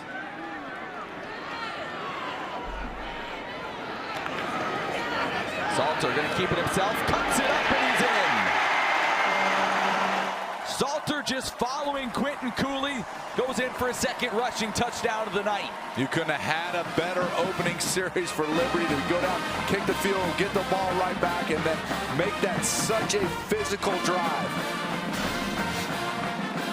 Take a look right here. Get the motion man to the outside. Once again, the quick G play. You pull the guard through, lead with the back. Caden Salter walks right in. And watch Quentin Cooley deliver this lead block. Bang! There it is. That drive took just over 9 minutes. 17 plays, 75 yards, and over 9 minutes on the game clock. It's one of those, as an offensive lineman and offensive line coach for the Flames, Bill Durkin, you've got to just love that. Bill Durkin just pulled up his britches right there. He put both thumbs on the inside right there, and he just pulled them things up all the way around. That's physical football.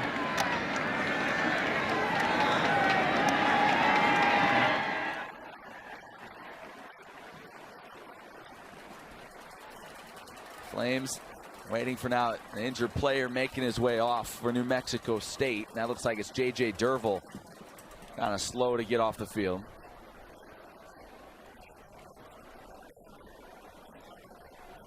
As the run game working for the Flames. Yeah. Salter's been good through the air, but that drive was all about the run. Just power football.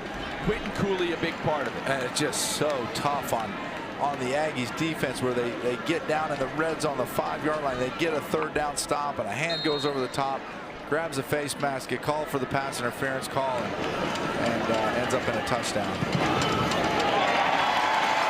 Extra point up and through. Liberty starting to create a little space after that scoring drive. 17, 5:57 to go in the third. There's a look at Caden Salter. He just helped engineer a 17-play scoring drive. As this Liberty offense now up to 434 total yards in this game. You know, man, if I'm New Mexico State on defense right now, they scored 30 points. There's still, just under 6 minutes left to go in the third quarter. I think you got to come after him. I think you got to try to make him make a bad decision, get some pressure on him, bring more blitzers, more bodies, because right now he's carving them up. This one's going to be returnable. Caught it around the 6. And good job by that Liberty special teams unit, able to cut him down inside the 20. Diego Pavia, solid first half, 8 of 13, buck 39, a touchdown. He did have the one interception late in the half. That's been his one mistake on the day. This is an offense, as we said, that has quick strike potential. They got some playmakers. Get in the hands of one running near side right now. Nice run to get things started. That was Monte Watkins on the carry. Yeah, very nice. Very nice play, because they pulled the backside guard, and every time they pulled the backside guard before, they run back up the middle. So Liberty's expecting to run up the middle, brought the defensive end down, and be able to get on the side outside real quick and pick up a good game. Watkins, the former 4-star recruit, started his career at TCU. Timeout on the field. Injury to the offense. This will be extended into a full media timeout. So we will step aside as well. 2nd and 9. Pavia pulls it, pressure comes, wrapped up, and gets free! Now loses the football! It's on the turf and recovered by the Flames! The roller coaster ride that is Diego Pavia! Ruling on the field is a fumble, recovered by the defense. First down, Liberty. For a moment, it looked like he had magically escaped numerous Flames, and then he just lost the handle on the football. Tyron Dupree on the recovery. Yeah, Pavia early on, the pocket completely collapsed on him. He does a great job escaping. Just dropped it. Yep, just drops it. And just dropped right there to pick it up. Dupree, right place, right time. That was TJ Bush that initially had the pressure on him, was able to escape it. TJ Bush is a guy that Liberty really likes, a true freshman playing. Flames have a chance now to really start putting the hammer down. Taking over in Aggie territory. Billy Lucas on the handoff. Up the middle, good pickup on first down as he's tackled by Keyshawn Elliott. You know what Billy Cool Man Lucas is good at? What is that? He's slippery. Yeah? He's slippery. You think you got him right there at the line. The guy's around his waist. He's got good balance and just sort of slides out of tackles. Lucas tonight, 63 yards on 10 carries. The Flames as a team averaging more than 5 yards a carry now. Get it back to Lucas. Another good one. Flag flies as Lucas spins his way down to the 10. And this one's probably coming back.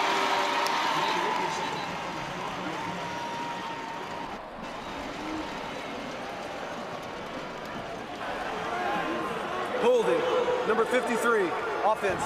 10-yard penalty. Remains second down. Well, that's the third time Jordan White has been flagged for holding. Liberty center. He's got those hands, and he got that bear hug on him. And you got to keep those hands inside the pads. They got around his shoulders. They're going to call that every time. Jordan White has had a difficult night. So that backs the Flames up. I'll tell you what, though. Liberty ain't messing around running football.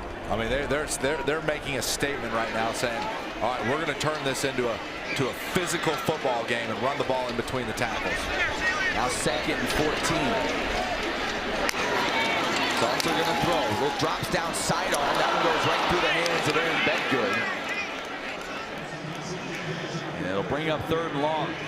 Yeah, this is a situation. You look at the ball sitting at what, the 37-yard line. You know, do you want to try to pick up half right here potentially and then go for it on 4th down? But knowing the way Salter's playing today, who knows, they may take a shot right here. 4 wide receivers set, 2 to each side. They bring the tight end Hanshaw in motion. Movement. It looked like maybe Peterson came across and then Xavier Gray for the Flames reacted. We'll see how the officials see it. Offside. Number 16. Defense. Yeah. 5-yard penalty remains third down. Well, you'll remember last week Liberty tried that hard count. A defender for Bowling Green jumped across and was able to get back, and no one on the offensive line moved. Yeah. The center didn't snap it. That time Xavier Gray for the Flames fired out of his stance smartly, and Flames were able to pick up 5 free yards and get back to a more manageable third down. Got a balanced flush formation right here, 2 by 2. Allows you to run your full combination routes. Here comes the pressure. Salter makes a man miss. A throw across his body. Was the catch made? He caught it. Lucas picks it off the turf. He caught it. Wow.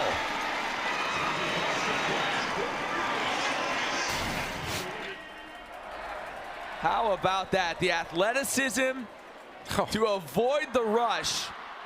And then scanning. Did he no-look that? No look. Yeah, he caught that too. It wasn't even close. Don't even worry about it. Take a look at this view. Did he no-look that? He might have Patrick Mahomes it. Oh, he looked he was back. looking now. Okay. Yeah. Well, I'm not as impressed. First down for the Flames. Lucas, the handoff, the hesitation.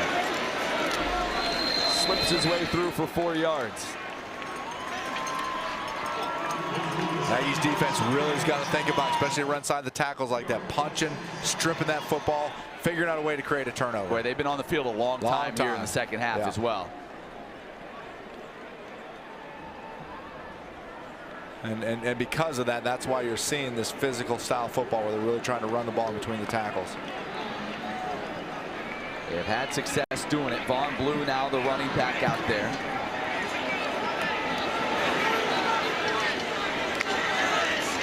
They give it to him. Quickly hit. Spins forward for maybe 1. But a good job by that New Mexico State defense. Gave Peterson one of the tacklers in there. Yeah, Keyshawn Elliott, I think, was in there also. And he's having a good game.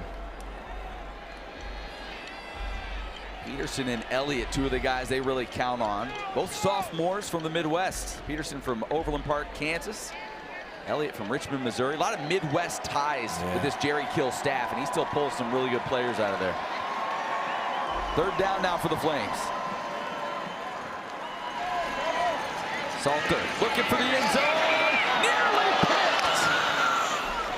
He threw it up there looking for C.J. Daniels, and that was nearly intercepted.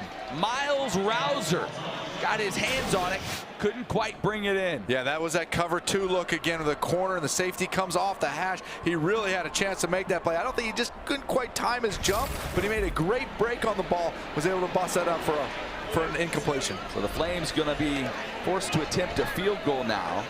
It'll be from around 28, 29 yards. Tegan Linderink in there.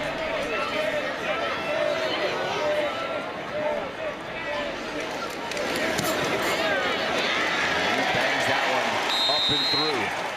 So the turnover results in 3 points for Liberty. As they stretch this lead now to 33-17. They need a drive.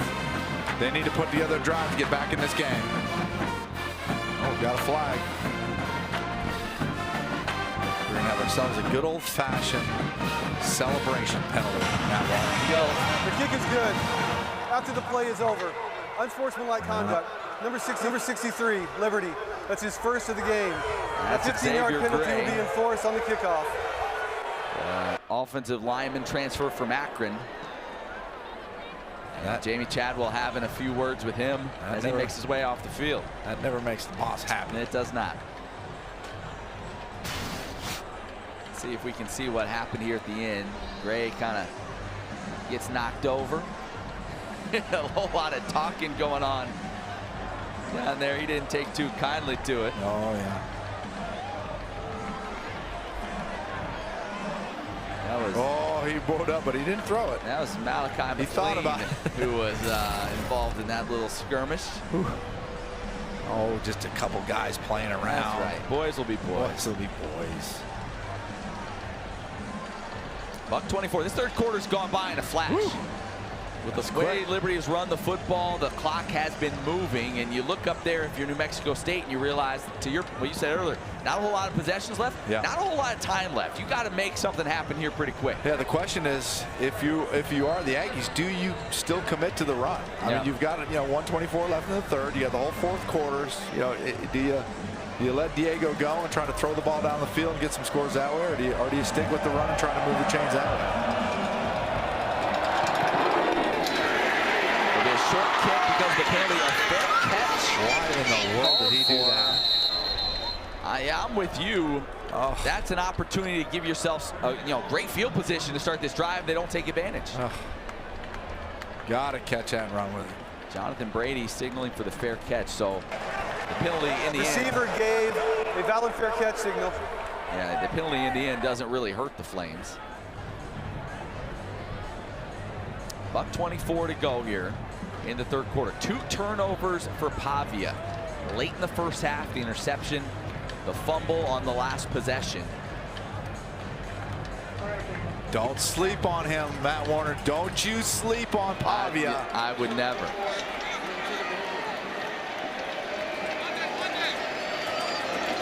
Monte Watkins, the running back at his left hip.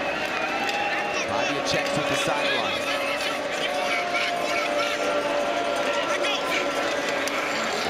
Coming near side. Watkins steps out of bounds after a short pickup. Flames did a pretty good job stringing that out. Those are the type of plays. They've run that same toss play twice. They picked up about 12 yards the first time they ran it. Came right back to it on first down. Change of possession. Now, why do offensive coordinators go back to those plays? The reason they do it, they want to pick up something, but usually it's to set something else up. Fake that toss, pull it out, take a shot downfield. 5 wide, empty backfield. Flames showing just 3 down linemen. Pavia avoids the rush, stepping up, gonna send it downfield. Deflected. Good job. Preston Hodge able to get his fingers on it and knock it away. That was a surefire completion alongside the far sideline. Oh, that was a touchdown. That was a touchdown. He was 5 yards behind the defender. Pavia just didn't get it out there far enough. If he gets it out there and leads him, that's going for 6 points. 3rd and 8. New Mexico State 3 of 5 on third down opportunities here tonight. They go 5 wide again. Empty backfield. Looks like they're going to bring a 3 or 4 man pressure.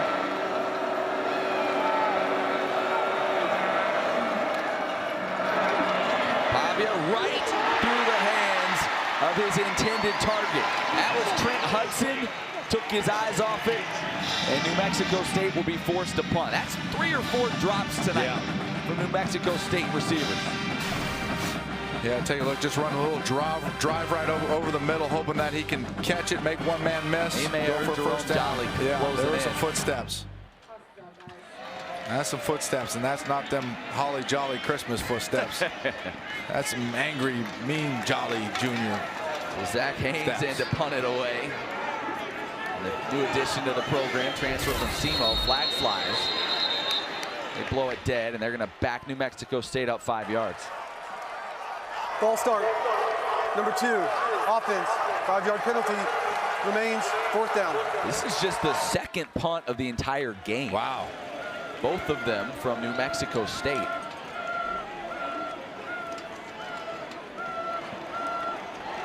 Brylan Green back to return for Liberty. Brylan Green has had a very good game today. Yes.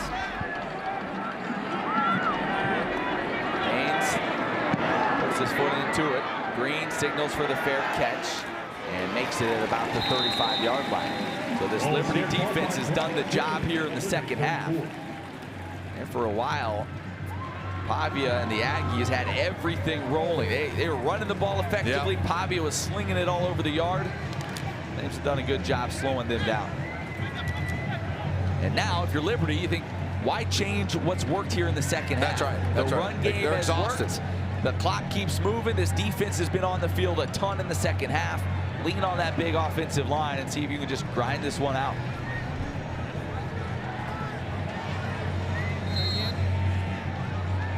It'll be Quentin Cooley, the running back, to start this possession for Liberty. They give it to him right up the gut. Stepping out of the tackle, still on his feet, nearly reaches midfield. And he comes up a little bit gimpy at the end of it. He's going to limp his way to the sideline.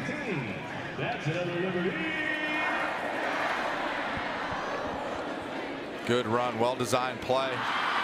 Pull, tight end, crack down, create a hole. And I tell you what, the good thing with Liberty running backs is you need more than one guy to bring them down.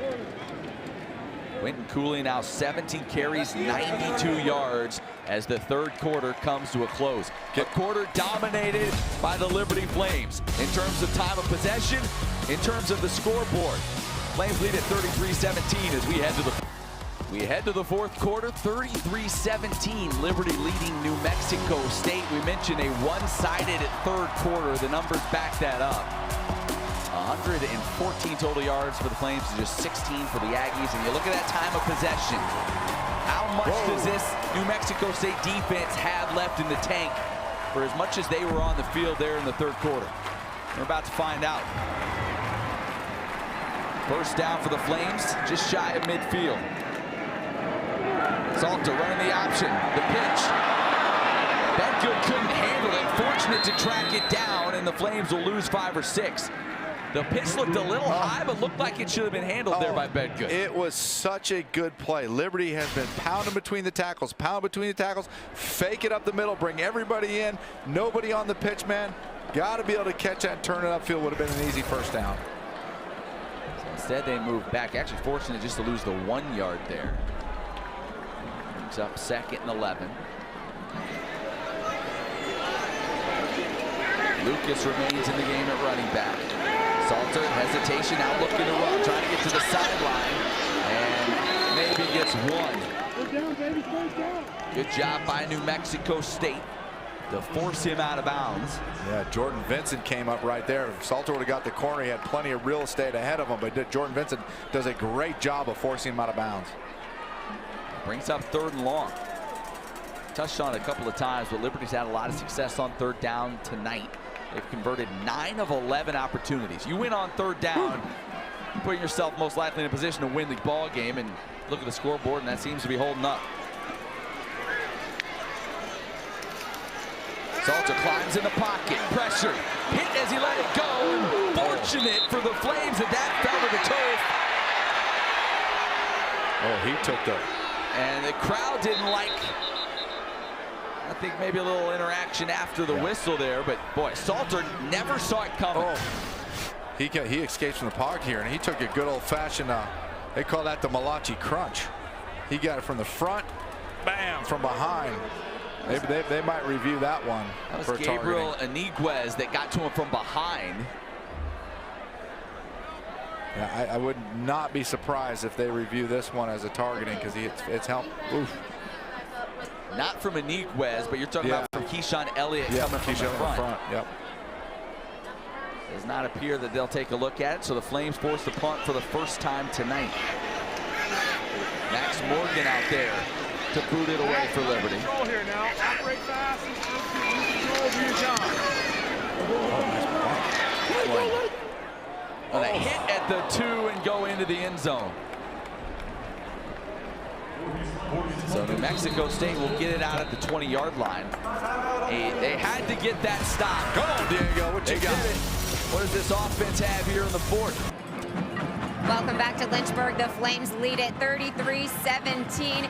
You may notice a bunch of New Mexico State coaches and players wearing these Be Brave bracelets. Well, it's to support co-defensive coordinator Nate Dryling's wife, Alexa, who was diagnosed with an aggressive breast cancer in early August at just 31 years old. On Thursday, she underwent her first chemo treatment, and fortunately, it was caught in the early stages. You know, where did this Be Brave motto come from? It was a pep talk given by Dryling's 3-year-old daughter, Baylor, a day before the doctor visit to find out the news. Alexa was upset, and Baylor said, "What's wrong, Mommy?" She expressed her fear about going to the doctor, and Baylor went up and whispered in her ear, "Be brave." And the whole coaching staff and all of New Mexico State has gone along with it. Our thoughts and prayers go out to Alexa as she fights and battles this cancer, guys. Certainly keep that family in your prayers. And I know talking with the coaching staff of New Mexico State earlier this week, they said, you know, it's just brought us together even tighter, supporting him, supporting that family. And certainly,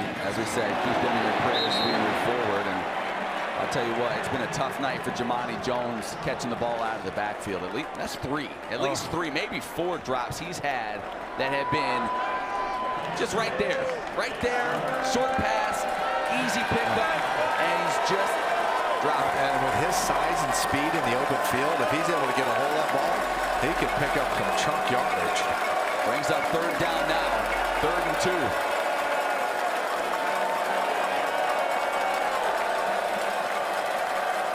You got to run it against this front, pick up the 1st down.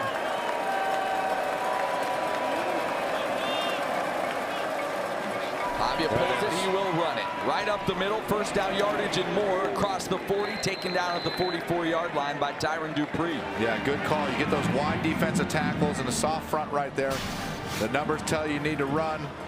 Good lead up, but your back lead through as a blocker. Pick up the 1st down. Good call. A little urgency now for New Mexico State. Pavia looking to throw. Pockets collapsing, sidesteps, now hit, wrapped up and dropped. That pocket closed up in a hurry as Bryce Dixon was one of the flames to get him to the ground. Yeah, you take a look up here, just a 4-man pressure.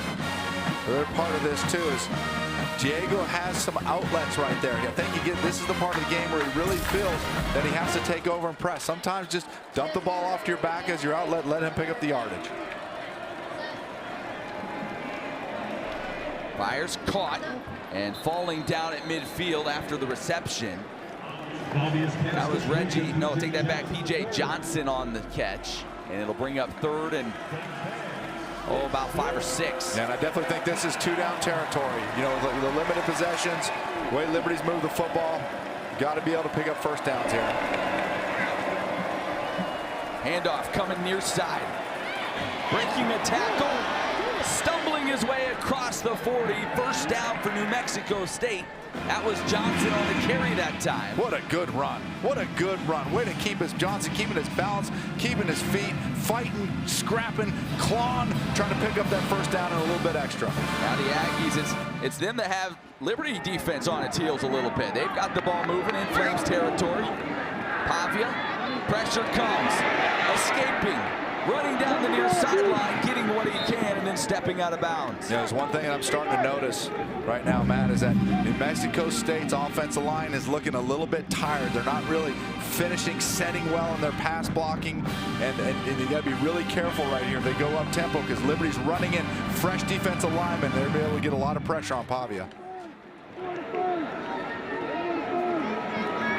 2nd and about 5.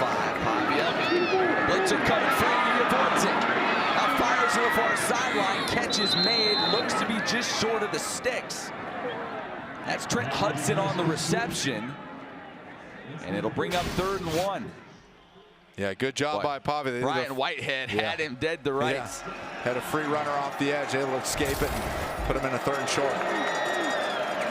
Pavia gonna keep it. 1st down yardage, dragging a defender for more.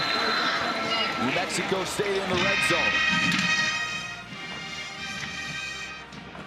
A little bit surprised at some of the short looks on 3rd and short that Liberty's giving a soft front on the inside in between the defensive tackle. It allows for some easy 1st down pickups by Pavia.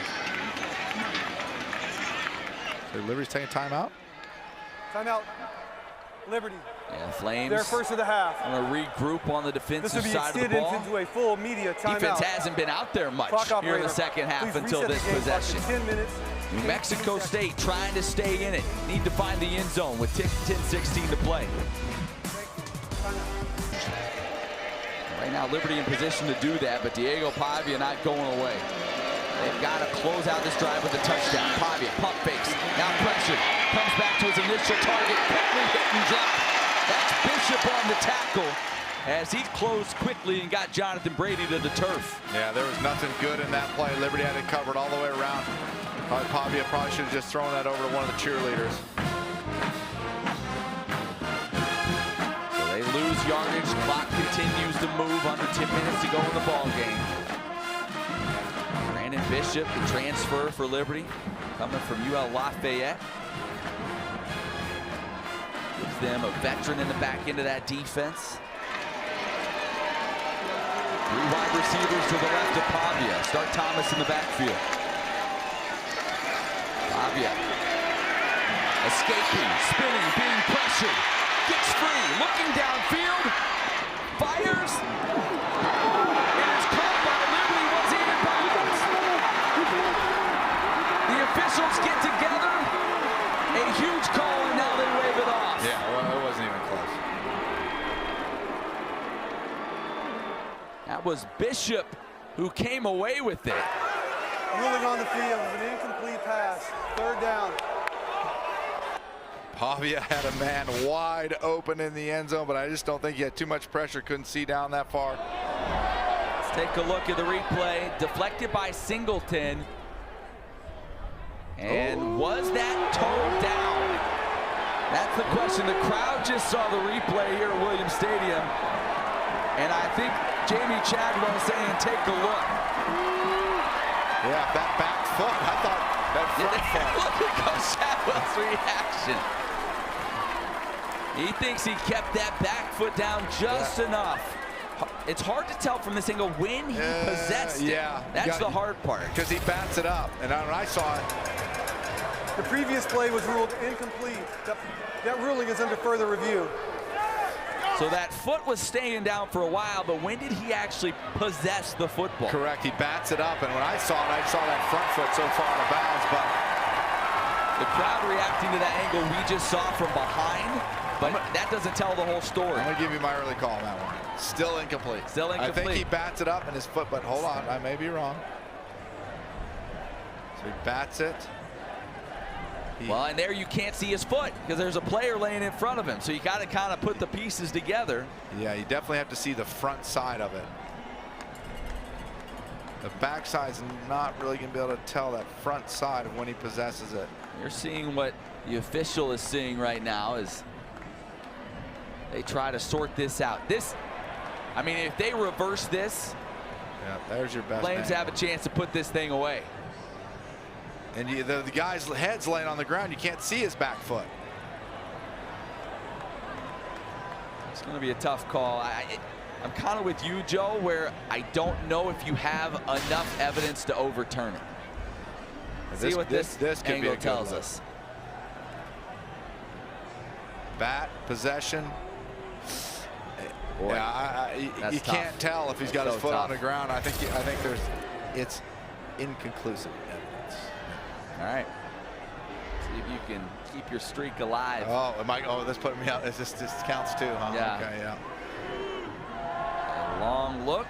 Play stance is called. And we will get our answer. After review, it was determined the defender had a foot down with possession. Therefore, it's overturned as an interception. Wow. Wow. That's a bold call, Clark.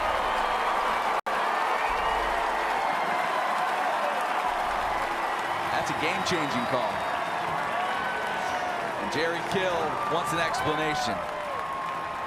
Yeah, that's a tough one. If I'm a New Mexico State fan and it was called incomplete on the field, I mean, that's tough. It was close. But was there enough there to overturn that call? Jerry Kill letting them have it. Maybe they just want him to put on the Joker mask. Maybe so. First interception in the Flames' career for Brandon Bishop. Here's the money bag. See, they got the money bag. They autographed the football. It's just building on itself now. Put it in the money bag. Oh, I get it now. Yeah. The ball, yeah, it goes in the money bag. So third turnover of the night for New Mexico State. And if you want to get into what was their downfall on this evening, you kind of have to go there, don't you? Oh, yeah, 100%. Yeah, 100%. You know, the turnovers and Liberty give defense credit. I mean, they've created, what, 8 turnovers in 2 games so far? Quentin Cooley back in the ball game. That's a good sign for the Flames, and he picks up right where he left off as he's closing in on a 100-yard rushing night. I got a feeling you're about ready to get a whole mess of Quentin Cooley. just keeps pounding away. Flames in no hurry, certainly at this point. Keep that clock moving.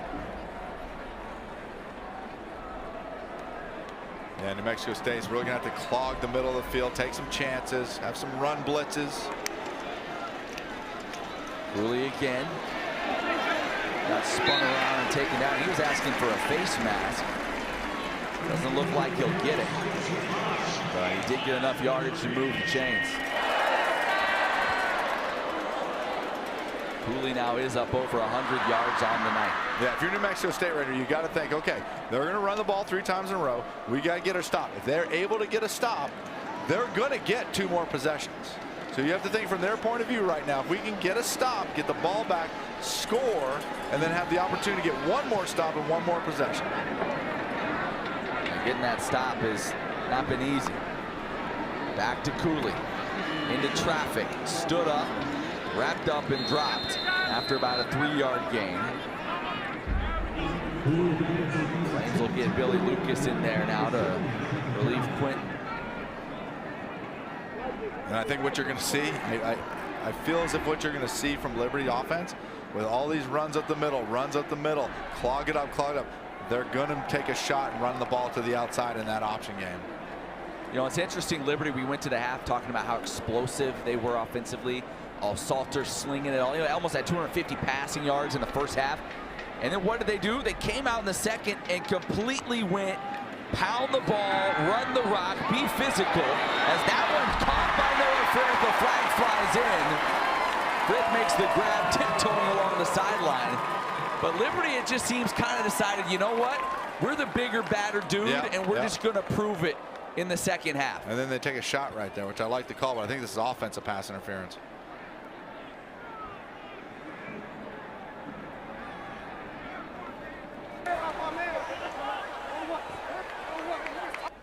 It was Frith fighting along the far sideline. Did he give a little shove to create space? Pass interference. Number 4, offense. Penalty is enforced half the distance from the previous spot. Remains 2nd down. Yeah, it should have been 5, Noah Frith. Score fast. Take a look right here.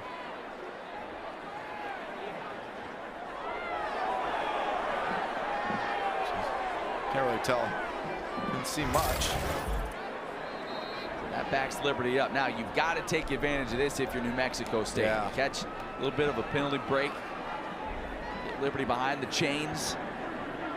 Just don't want, if you're Liberty, just don't want to make any stupid mistakes or turnovers. Probably run the football right here, see if you can pick up a little bit.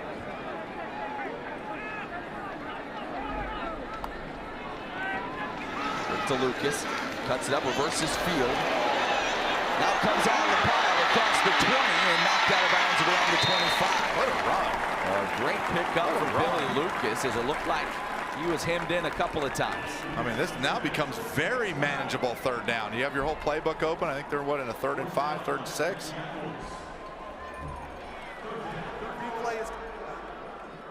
Cooley here in the second half, they have really leaned on those 2. What do you think, Matt? Throw it right here. Take a shot for that 1st down. They've been working that quick passing game, very successful for him. Yeah, let's see if you can get. You got C.J. Daniels there at the top of the screen. They like getting to this trip set and then running all hook, find the little zone. Are going to throw the ball. Salter waiting all day in the pocket. Flag flies in. Salter takes off, steps out of bounds, will not get the 1st down, and Liberty likely to be called for a hold. Well, there's their stop. 6 minutes to go. How many timeouts they have left? All 3. All 3 timeouts. Not out of it yet. They'll decline this penalty, make it 4th down. Yeah, looks like it'll be 4th and about 3.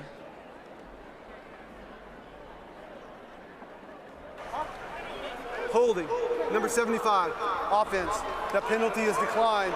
Result of the play, 4th down. It's Jack Tucker. Right there, you see him grabbing the jersey. Ooh. He did get some pancake though. He did get he put a little maple syrup on that thing. So here comes the punt team for Liberty. Max Morgan on. Clock continues to roll down under 6 minutes to go.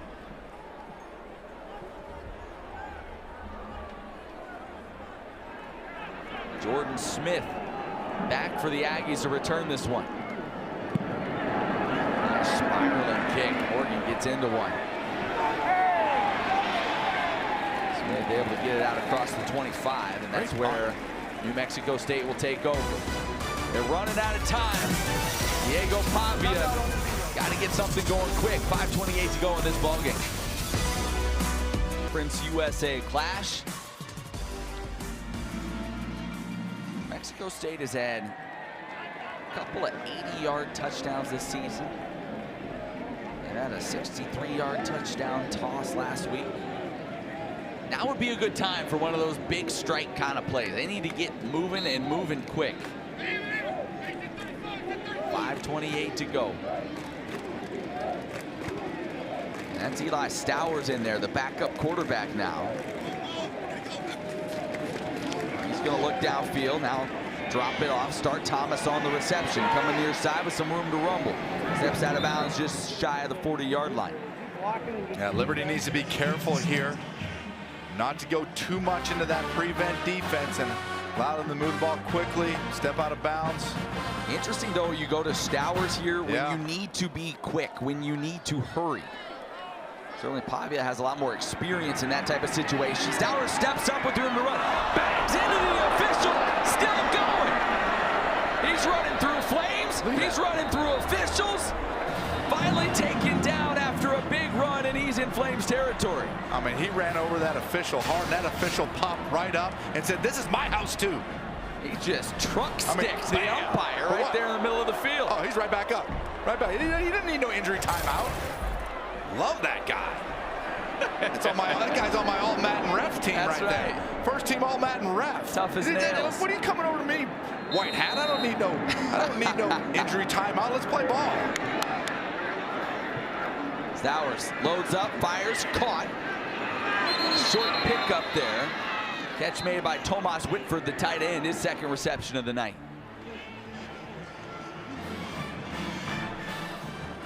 So Jerry Kill turning it over to the redshirt sophomore out of Denton, Texas, Eli Stowers.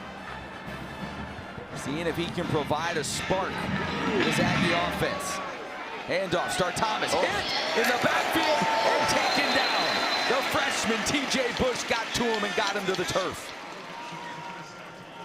Yeah, Liberty defensive staff is really high on TJ Bush, a true freshman coming in and playing a lot of snaps, knifes his way into the backfield for a great stop. Third down, obviously 4-down territory.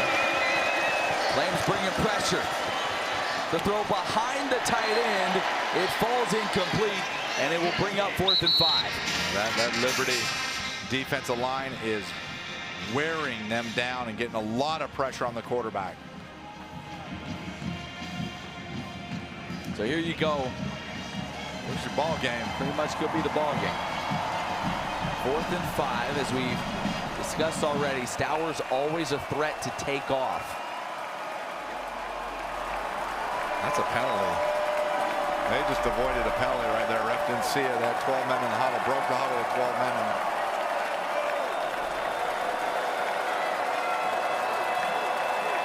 Stowers and Thomas in the backfield. Stowers looking downfield, firing deep. And it falls incomplete. He was looking for Cordell David. That one broken up, and Liberty's going to have a chance to ice this one away. Yeah, what an answer by the Liberty defense. Just getting pressure up the middle, covering on the outside. Great coverage, had to just sort of throw it up, see it make a play.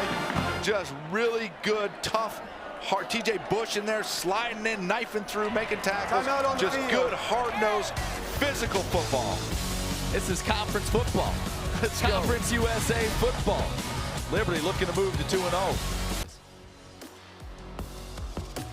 33-17, just under 4 minutes to go. Liberty leading the way over New Mexico State. As we mentioned, Liberty, first season in Conference USA, 6th in the FBS, and they really got to the FBS and said, That wasn't as hard as we thought it would be. There wasn't much of a transition.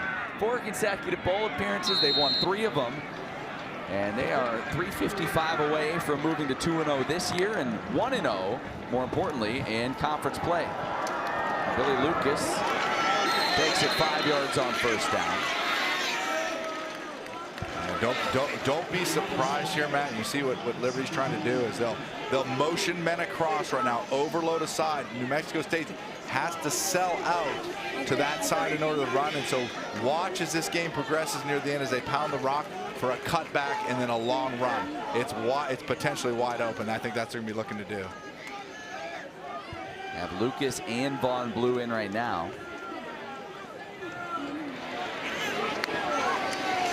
Pulls it out. Salter stands. He's taking a shot down the field. Looking for his tight end off the hands of Austin Henderson. What a throw. Boy, that was a great ball.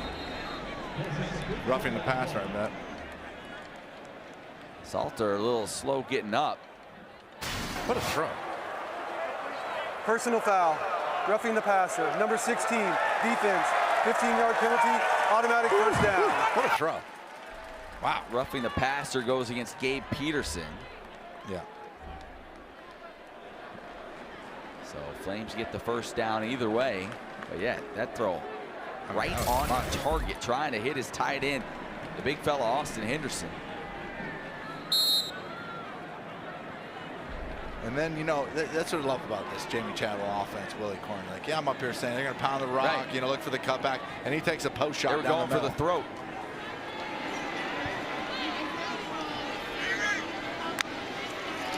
They give it back to Lucas. A little hesitation. Boy, it seems like Lucas holding no name. Kind of a little stutter step, and falls forward at 5 yards. All those backs are like that. You know, that's a sign of being strong in the weight room. That Willie right there. That was not, but that was not Willie. You know what? Let's spread the love. The entire staff, I think they played a role in this. Yeah. Newland Isaac, running game coordinator, does an excellent job. There's a look at the coach's crew. Box. They got their Diet Cokes and their hats on backwards. You know, you think about it though, Liberty, staff. 56 newcomers on this Liberty roster. That's the 10th most in the country. Wow. So, yes, Liberty has had success. They did the last 4 years under Hugh Freeze as Salter brings it to the near side, turns it up, and will step out of bounds. And so you just kind of assume if you're on the outside, oh, well, it's just going to keep on rolling. Yeah. When you have that much turnover, that is far from a sure thing. But to Jamie Chadwell's credit and his staff, through 2 weeks, you wouldn't know that they've been trying to mesh all these new parts together, and you know, the offense certainly has run like a pretty finely tuned machine here today. And this is the issue that you deal with if you're in the group of 5, is that your best players, you look at Mike Smith Jr. as an outstanding linebacker for Liberty last year, transferred to Baylor. You know, these guys are going to look to try to step up to that next level in order to have an opportunity for the NFL. So it's hard to keep players from transferring. We've seen a lot of turnover on rosters all across the country because of the transfer portal, certainly. I mean, except for Colorado. Colorado's done a good job of holding things down there, not really needing to go in the portal. Continuity, not just trying to get kids at the high school level. Yeah, Liberty, we said 10th most newcomers. Colorado's first, by the way, with 88. Seems to be working out fine for them, too. Yeah, it worked out great. 88. 88. That is an entirely new football team. Yeah, yeah. That's where we are. And really, you feel like so much is on a coach to be able to teach well, teach efficiently, because you're not going to have much time each season to get this whole new group of guys to come together. So far, it seems to be working out well for Jamie Chadwell. He's about to go 2-0 in his Liberty career. Yeah, what a hard-fought victory. I love the way, you got to love it. You know, the fight in New Mexico State, I like their football team, love Jerry Kill, excellent coach. Great fight by New Mexico State. But at the same time, you look at Liberty and how well-rounded they are. Offensively, defensively, be able to run the ball, throw the ball downfield. Yeah, we've talked a lot about the offense for good reason. Don't let it go unnoticed that this Liberty defense pitched a shutout in the second half. Woo. So New Mexico State was getting a lot done early in this game. The defense stepped up, shut it down. They shut them out in half number 2, and the Flames are going to celebrate tonight. They moved to 2-0 on the season, and more importantly, They pick up their first ever Conference USA victory. They're now 1-0 in CUSA play. It's a party in the Conference USA in Lynchburg, Virginia tonight. So Liberty with the win. They'll look ahead now. They go on the road for the first time at Buffalo next week. While New Mexico State, they'll stay on the road, taking on in-state rival New Mexico next Saturday. So both of these schools stepping out of the conference as they move forward. But a huge win on a historic night. These two teams joining Conference USA, squaring off this evening, and the Flames maybe exact a little revenge after the way last season ended against these very Aggies on this field. Certainly played at a much higher level here this evening as the Flames